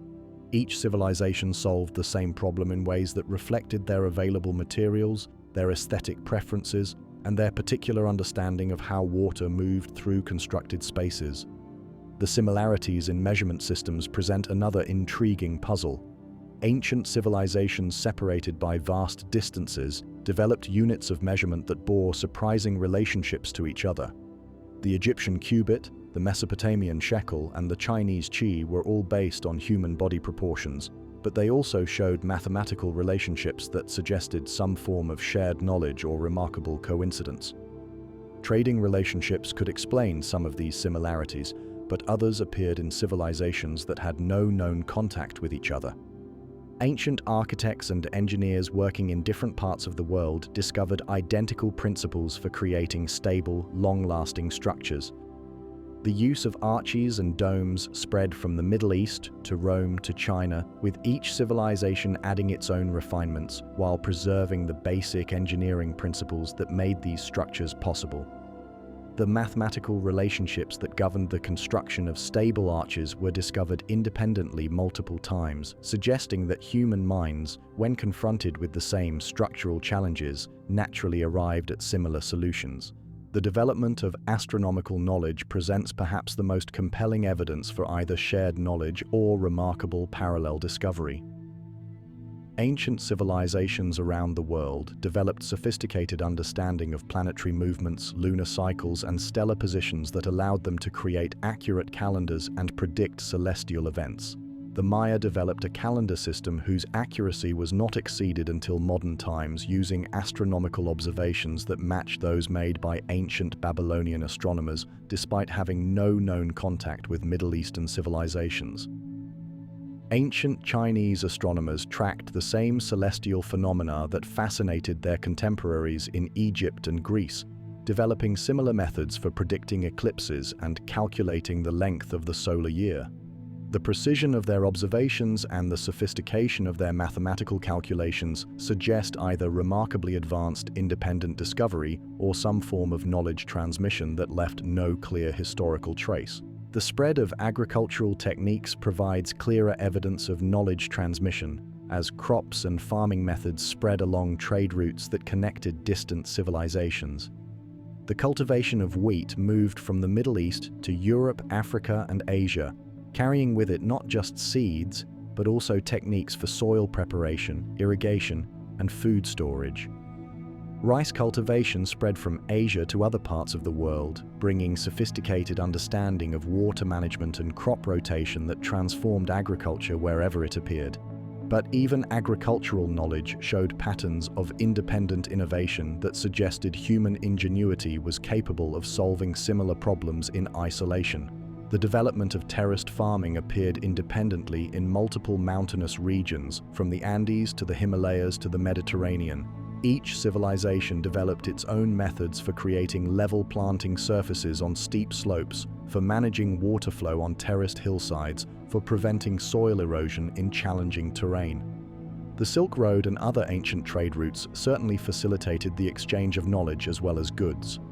Merchants carried not just silk and spices, but also ideas about mathematics, astronomy, engineering, and medicine. The movement of scholars, craftsmen, and religious teachers along these routes created opportunities for knowledge transfer that could explain some of the similarities between distant civilizations. Yet many similarities appeared in places and times that were clearly isolated from these major trade networks. The advanced metallurgy of ancient American civilizations developed independently from similar techniques in Europe and Asia.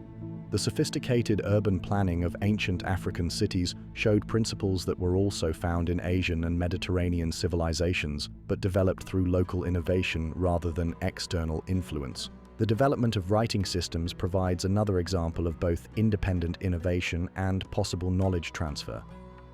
The basic principle of using symbols to represent sounds or concepts was discovered independently multiple times in Mesopotamia, China, Mesoamerica, and other regions. Yet, the specific forms that writing took varied dramatically, suggesting that while the underlying concept might have spread through contact, the implementation was thoroughly local and original. Ancient civilizations also showed remarkable consistency in their approaches to timekeeping and calendar systems.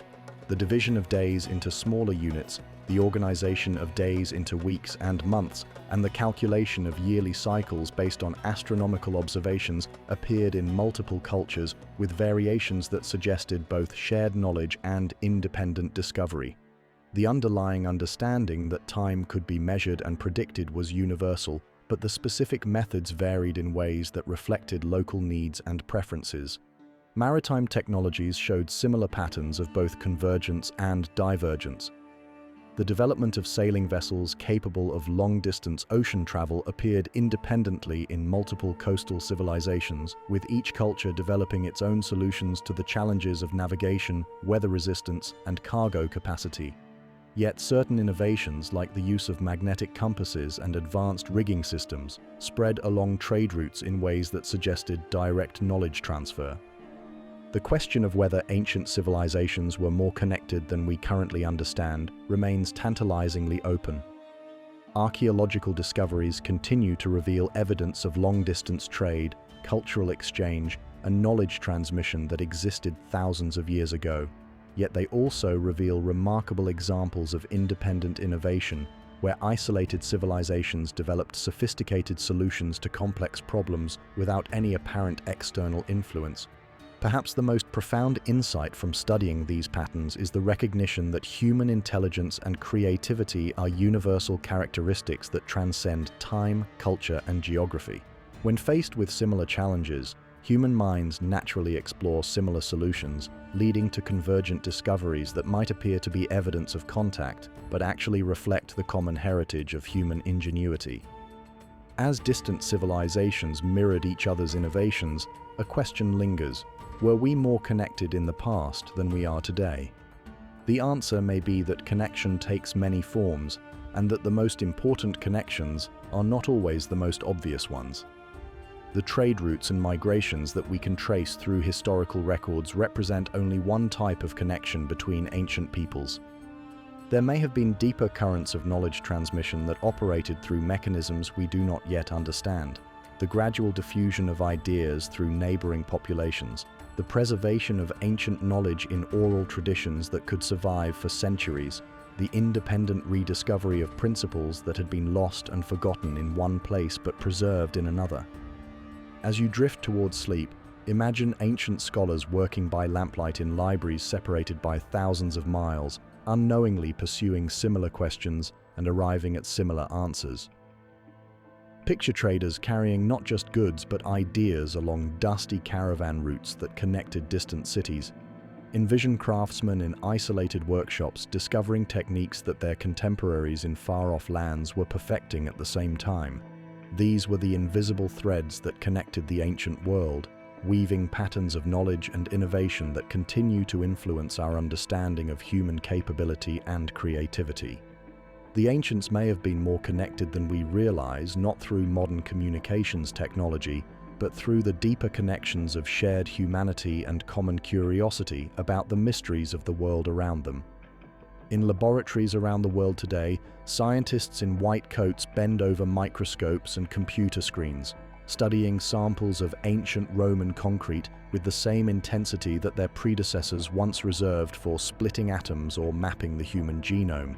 These researchers are not archaeologists seeking to understand the past, but engineers desperately trying to solve modern problems by learning from solutions that were perfected 2,000 years ago.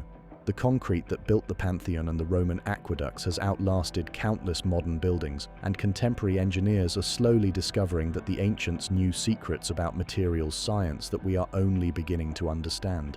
The rediscovery of ancient knowledge is happening in laboratories and research centers across the globe, as modern science catches up with innovations that were developed by civilizations that had no access to electron microscopes or computer modeling. Roman concrete made with volcanic ash and lime actually grows stronger when exposed to seawater, triggering chemical reactions that create new crystals within the material and fill microscopic cracks that would otherwise lead to failure. Modern concrete deteriorates when exposed to salt water, but Roman concrete thrives in marine environments, becoming more durable with each passing century. This self-healing property of Roman concrete was not accidental, but the result of careful experimentation by ancient engineers who understood that different materials behaved differently under various conditions. They tested different combinations of lime, volcanic ash, and aggregate until they found formulations that could withstand the pounding of waves, the corrosive effects of salt water, and the gradual settling of foundations over decades and centuries. Their concrete was not just a building material, but a living system that could adapt and strengthen itself in response to environmental challenges. Modern researchers studying Roman concrete have discovered that the volcanic ash used in ancient formulations contains minerals that are not found in modern concrete ingredients. These minerals react with seawater to form new compounds that are actually stronger than the original concrete matrix. The Romans unknowingly created a material that improved with age, a feat that modern materials science is struggling to replicate using 21st century technology and understanding of chemical processes. The tools used by ancient Egyptian craftsmen are providing similar insights to modern engineers and manufacturers. Stone vessels carved by Egyptian artisans 4,000 years ago show tolerances that rival those achieved by modern precision machinery. These vessels were created using copper and bronze tools, along with abrasive compounds made from crushed stone and sand, yet they achieved levels of accuracy that require computer-controlled equipment to match today. Modern analysis of ancient Egyptian stoneworking has revealed sophisticated understanding of materials, properties, and cutting techniques that allowed craftsmen to work with the hardest stones using relatively simple tools. They understood how different abrasives affected different types of stone, how cutting speeds and pressures could be optimized for specific materials, how the orientation of natural crystal structures could be used to guide cutting operations. Their knowledge was gained through centuries of patient experimentation and passed down through generations of master craftsmen. The precision of ancient Egyptian stonework is not just impressive from a technical standpoint, but reveals a level of mathematical understanding that was far more advanced than previously recognized. The tolerances achieved in pyramid construction and statue carving required not just skilled hands, but sophisticated methods for measuring and checking accuracy. The Egyptians developed techniques for achieving precision that would not be matched again until the development of modern metrology. In the mountains of Peru, agricultural researchers are studying ancient farming techniques that sustained large populations in challenging environments without depleting soil resources or requiring external inputs.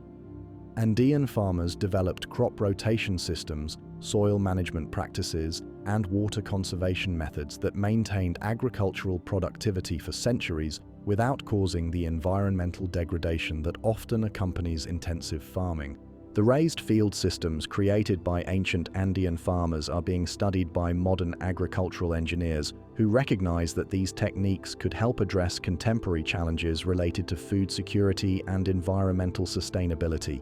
The ancient farmers understood how to manage water flow to prevent both drought and flooding, how to build soil fertility through careful composting and crop selection, how to create microclimates that could protect crops from temperature extremes. Modern agricultural researchers studying ancient Andean techniques have discovered that traditional farming methods often produced higher yields per unit area than contemporary industrial agriculture, while also maintaining soil health and biodiversity that industrial methods tend to destroy. The ancient farmers achieved these results without chemical fertilizers or pesticides, using instead sophisticated understanding of ecological relationships and natural processes. The dismissal of ancient technologies as primitive or inferior often reflects more about modern prejudices than about the actual capabilities of ancient civilizations. The assumption that newer is necessarily better has led to the abandonment of techniques and materials that were often superior to their modern replacements. The rediscovery of ancient knowledge is revealing that progress is not always linear, that some innovations represent steps backward rather than forward. Ancient techniques were often dismissed not because they were ineffective, but because they were not understood by later generations who had lost the knowledge needed to replicate them. The concrete formulations used by Roman engineers were forgotten during the Dark Ages, not because they were inferior to newer methods, but because the social and economic systems that supported Roman engineering collapsed. When concrete technology was redeveloped during the modern era, it was based on different principles and materials that were available to 18th and 19th century engineers. The revival of interest in ancient technologies is driven partly by recognition that many modern materials and techniques have hidden costs that were not apparent when they were first developed. Modern concrete requires enormous amounts of energy to produce and contributes significantly to carbon dioxide emissions, while Roman concrete was made using materials and processes that had much smaller environmental impacts. Ancient building techniques often used local materials and passive energy systems that required no external power sources. The study of ancient knowledge is also revealing that innovation often involves working with natural processes rather than against them. Ancient engineers and craftsmen succeeded by understanding and harnessing natural forces, while modern technology often attempts to overcome or control nature through brute force applications of energy and materials. The ancient approach was often more sustainable and efficient, achieving comparable or superior results with far fewer resources. The humility required to learn from ancient civilizations represents a significant shift in how we think about technological progress and human capability. For centuries, the dominant narrative of human development suggested that people living in the past were less intelligent, less capable, and less innovative than contemporary populations. The rediscovery of ancient knowledge is challenging these assumptions and revealing that intelligence and creativity are not modern inventions. Ancient civilizations faced many of the same challenges that confront us today: how to create durable infrastructure, how to manage natural resources sustainably, how to maintain public health in dense urban populations, how to develop materials and techniques that can withstand environmental stresses. Their solutions to these challenges were often elegant and effective, based on deep understanding of natural processes and careful attention to long-term consequences. The realization that we are not the pinnacle of human achievement, but perhaps the inheritors of wisdom that we are only beginning to understand, requires a fundamental reassessment of our relationship with the past. Instead of viewing ancient civilizations as stepping stones toward modern superiority, we can recognize them as sources of knowledge and inspiration that can inform contemporary challenges. Modern scientists learning from Roman concrete are not just trying to replicate ancient techniques, but to understand the principles that made those techniques successful. Ancient Andean farming methods are being studied not as historical curiosities, but as potential solutions to contemporary agricultural challenges. Egyptian precision stoneworking is being analyzed not just to understand how the pyramids were built, but to develop new approaches to precision manufacturing. The integration of ancient knowledge with modern understanding represents a new approach to innovation that recognizes that wisdom can come from any time period and any culture.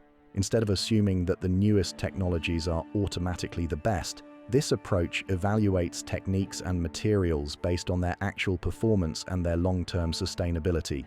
The brilliance of the ancients lies not in what they built, but in what we still do not understand.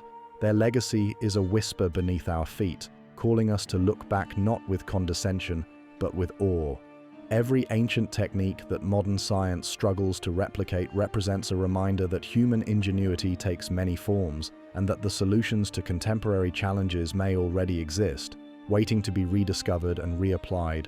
The concrete that has withstood 2 millennia of Mediterranean storms, the tools that carved granite with impossible precision, the farming systems that sustained civilizations for centuries without depleting the land. These achievements represent not primitive fumbling toward modernity, but sophisticated understanding of principles that we are only now beginning to appreciate. As you rest in the gentle darkness, imagine ancient engineers and craftsmen working by lamplight, patiently testing and refining techniques that would outlast their civilizations and inspire researchers thousands of years in the future. Picture farmers in mountain valleys developing agricultural systems that would sustain their communities for centuries while maintaining the health of the land that supported them. Envision builders mixing concrete that would grow stronger with age, creating structures that would still stand when the technologies that replaced their methods had long since crumbled to dust. Their wisdom whispers through every modern laboratory where scientists study ancient innovations, through every sustainable farming project that rediscovers traditional techniques, through every engineering challenge that finds solutions in methods perfected thousands of years ago. The ancients were not our primitive ancestors struggling toward enlightenment, but our equals and in some ways our superiors, possessing knowledge and skills that we are still working to understand and match. Their greatest gift to us is not just the techniques they developed, but the humility to recognize that innovation and wisdom are timeless human qualities that transcend any particular era or civilization. Across deserts where the sand holds memories like amber holds ancient insects, across mountains where the wind still carries the echoes of hammer strikes on stone, across rivers whose waters have flowed past the same carefully carved channels for thousands of years, the legacy of ancient minds continues to shape our world in ways both visible and invisible. We walk in their shadow, drink from their aqueducts, and heal with their herbs, often without knowing that the conveniences we take for granted were first imagined and perfected by hands that turned to dust millennia before we drew our first breath. In this quiet moment, as the day surrenders to night and consciousness begins its gentle drift toward dreams, imagine standing at the edge of time itself, looking back across the vast landscape of human achievement. See the pyramids rising from the Egyptian desert, their perfect geometry still challenging modern engineers who struggle to understand how such precision was achieved with copper tools and patient hands. Watch the Roman aqueducts carrying fresh water across impossible distances, their gentle gradients calculated with mathematical perfection that required no computers, only careful observation and deep understanding of how water seeks its level. Feel the warmth rising from hypocaust systems that heated Roman homes with radiant comfort that many modern buildings cannot match. Listen to the soft bubbling of fermentation in ancient breweries where grain was transformed into liquid sustenance that could nourish both body and spirit. Smell the fragrant smoke rising from workshops where Syrian craftsmen created soap that would revolutionize human hygiene, using techniques discovered through patient experimentation thousands of years before anyone understood the chemistry of saponification. The ancients were not primitive people stumbling toward enlightenment, but sophisticated thinkers who observed the world around them with scientific precision and creative insight. They understood that the sun's energy could open temple doors, that volcanic ash could create concrete that grew stronger with age, that careful arrangement of stone surfaces could amplify the human voice across vast distances. They recognized that fermentation could preserve food and create medicines, that proper drainage could prevent disease, that the right combination of materials could create tools and structures that would endure for millennia. Their innovations were born not from advanced technology, but from something far more valuable, the patient application of human intelligence to the challenges of daily life. They watched steam rise from heated water and imagined automatic doors. They felt the earth tremble beneath their feet and designed earthquake detectors that could warn of distant disasters. They observed the way water flowed downhill and created irrigation systems that could bring life to the driest deserts. In every solution they devised, we can see the fingerprints of minds that worked with the same curiosity, the same determination, the same creative spark that drives innovation today.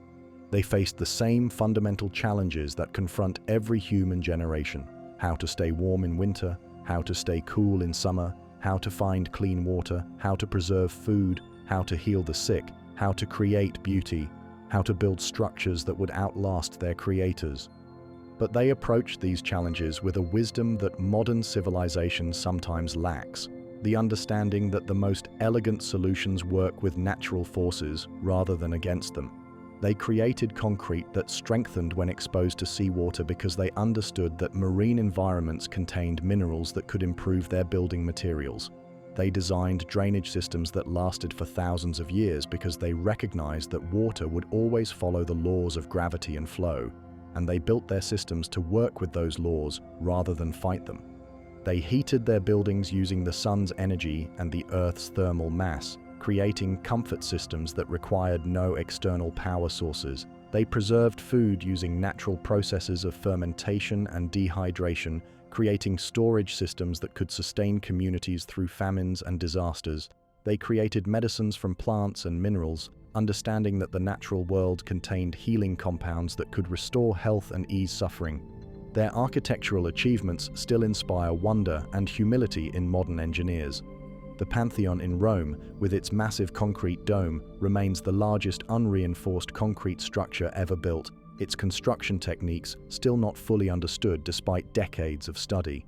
The precision stonework of Egyptian pyramids and temples achieves tolerances that require computer-controlled machinery to match today. The acoustic engineering of Greek theatres creates sound quality that modern concert halls struggle to equal.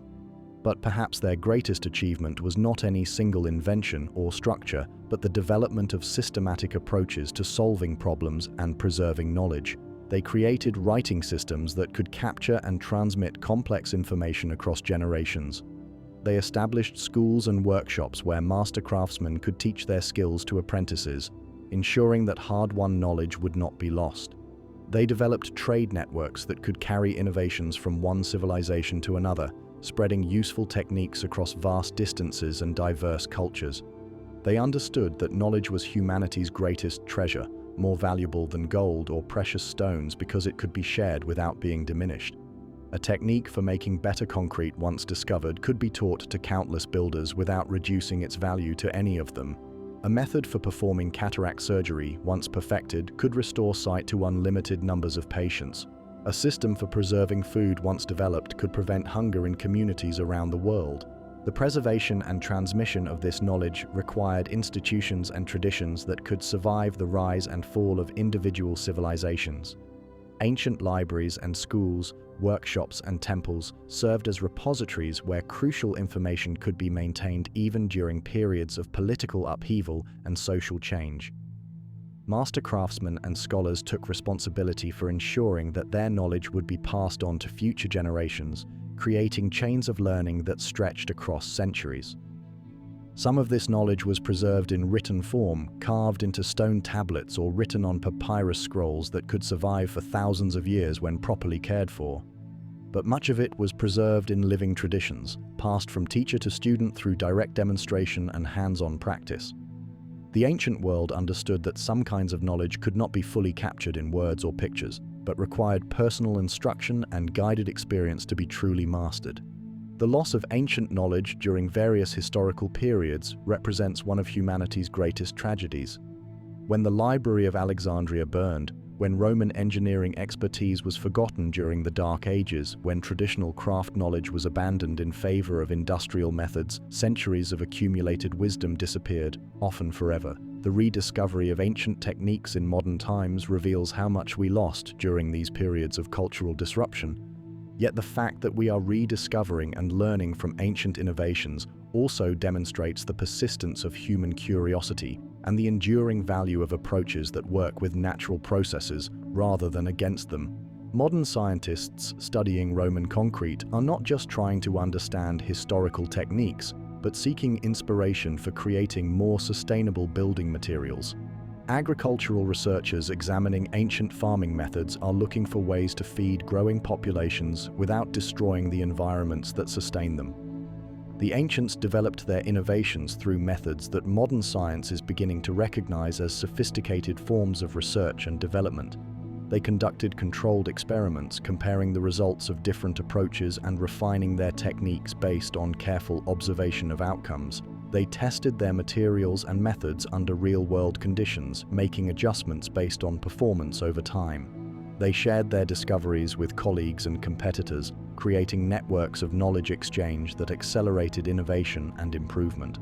Their research methods were often superior to modern approaches in their attention to long-term consequences and sustainability. Ancient builders tested their techniques over decades or centuries, ensuring that their methods would remain effective under extended use.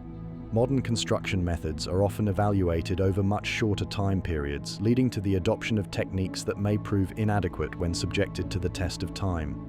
The environmental sensitivity of ancient technologies offers important lessons for contemporary efforts to address climate change and resource depletion. Ancient civilizations succeeded by understanding and working within the limits of their local environments, developing techniques that could be sustained indefinitely without depleting natural resources or damaging ecological systems. Their approaches were inherently sustainable because they had to be. Civilizations that destroyed their environments did not survive. Modern efforts to create sustainable technologies often involve rediscovering principles that ancient civilizations understood intuitively. The use of passive solar heating, natural ventilation, local materials, and closed-loop systems were standard practices in many ancient societies.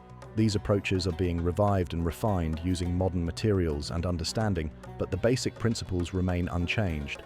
The social organization required to create and maintain ancient technologies also offers insights relevant to contemporary challenges. Ancient civilizations succeeded in part because they developed social systems that could coordinate complex projects over long periods of time. The construction of pyramids, aqueducts, and other major infrastructure projects required the efforts of thousands of workers over many years, coordinated through sophisticated management systems that ensured quality control and resource allocation. These ancient project management systems were often more effective than modern approaches in their ability to maintain consistent quality and long-term vision. Ancient builders understood that their structures would be judged not just by their immediate performance, but by their durability over centuries or millennia. This long-term perspective influenced every aspect of their work, from material selection to construction techniques to maintenance planning. The integration of art and function in ancient technologies reflects a holistic approach to innovation that modern civilization often lacks. Ancient craftsmen understood that objects and structures that were beautiful as well as functional would be better cared for and more likely to be preserved. They invested time and effort in creating aesthetic appeal alongside practical performance, recognizing that human beings respond emotionally as well as rationally to their environments. This attention to beauty was not mere decoration, but reflected deep understanding of human psychology and social dynamics. Buildings, tools, and other objects that inspired pride and affection were more likely to be maintained and improved by successive generations. The aesthetic dimension of ancient technologies contributed to their longevity and continued influence across cultures and centuries. The spiritual and philosophical dimensions of ancient technologies also contributed to their effectiveness and durability. Many ancient innovations were developed within religious or philosophical contexts that emphasized harmony with natural processes, respect for materials and craftsmanship, and responsibility to future generations. These values influenced technical decisions in ways that often improved long-term performance and sustainability. The integration of technical knowledge with spiritual wisdom created approaches to innovation that considered not just immediate practical benefits, but broader consequences for human well-being and environmental health.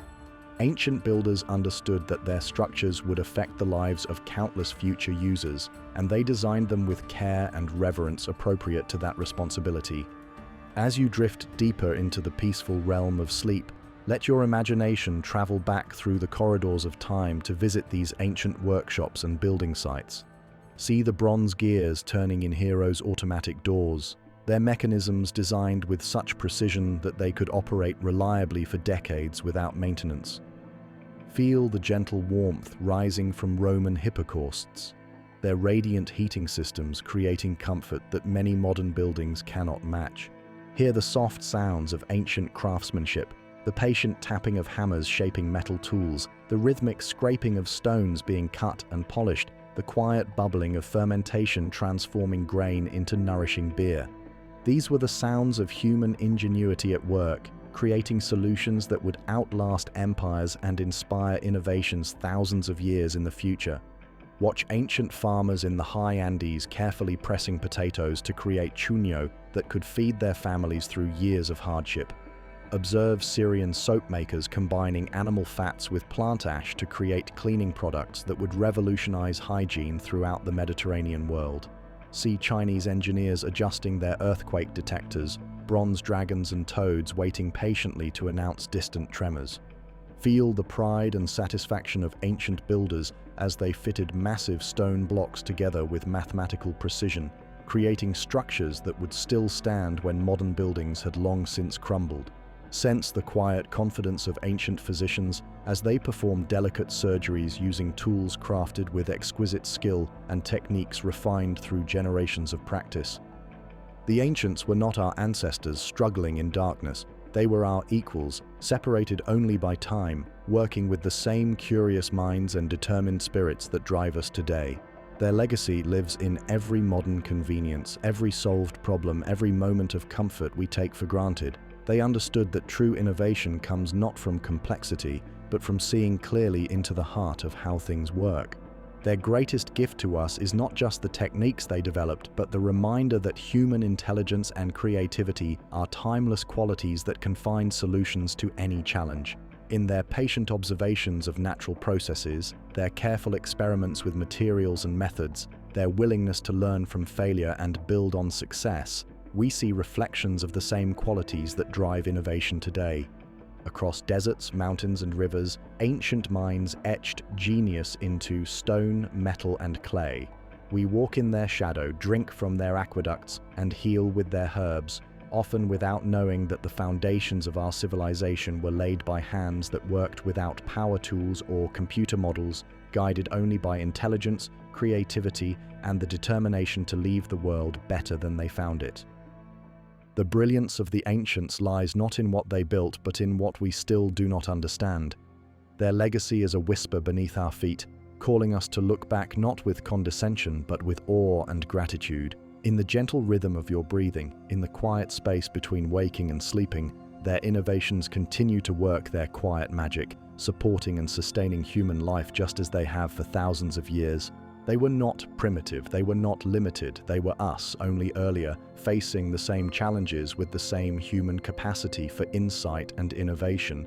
Their whispers of ancient wisdom carry forward through time, reminding us that the most profound truths about creating and building and healing are timeless, waiting to be rediscovered by each generation that has the humility to listen and the wisdom to learn.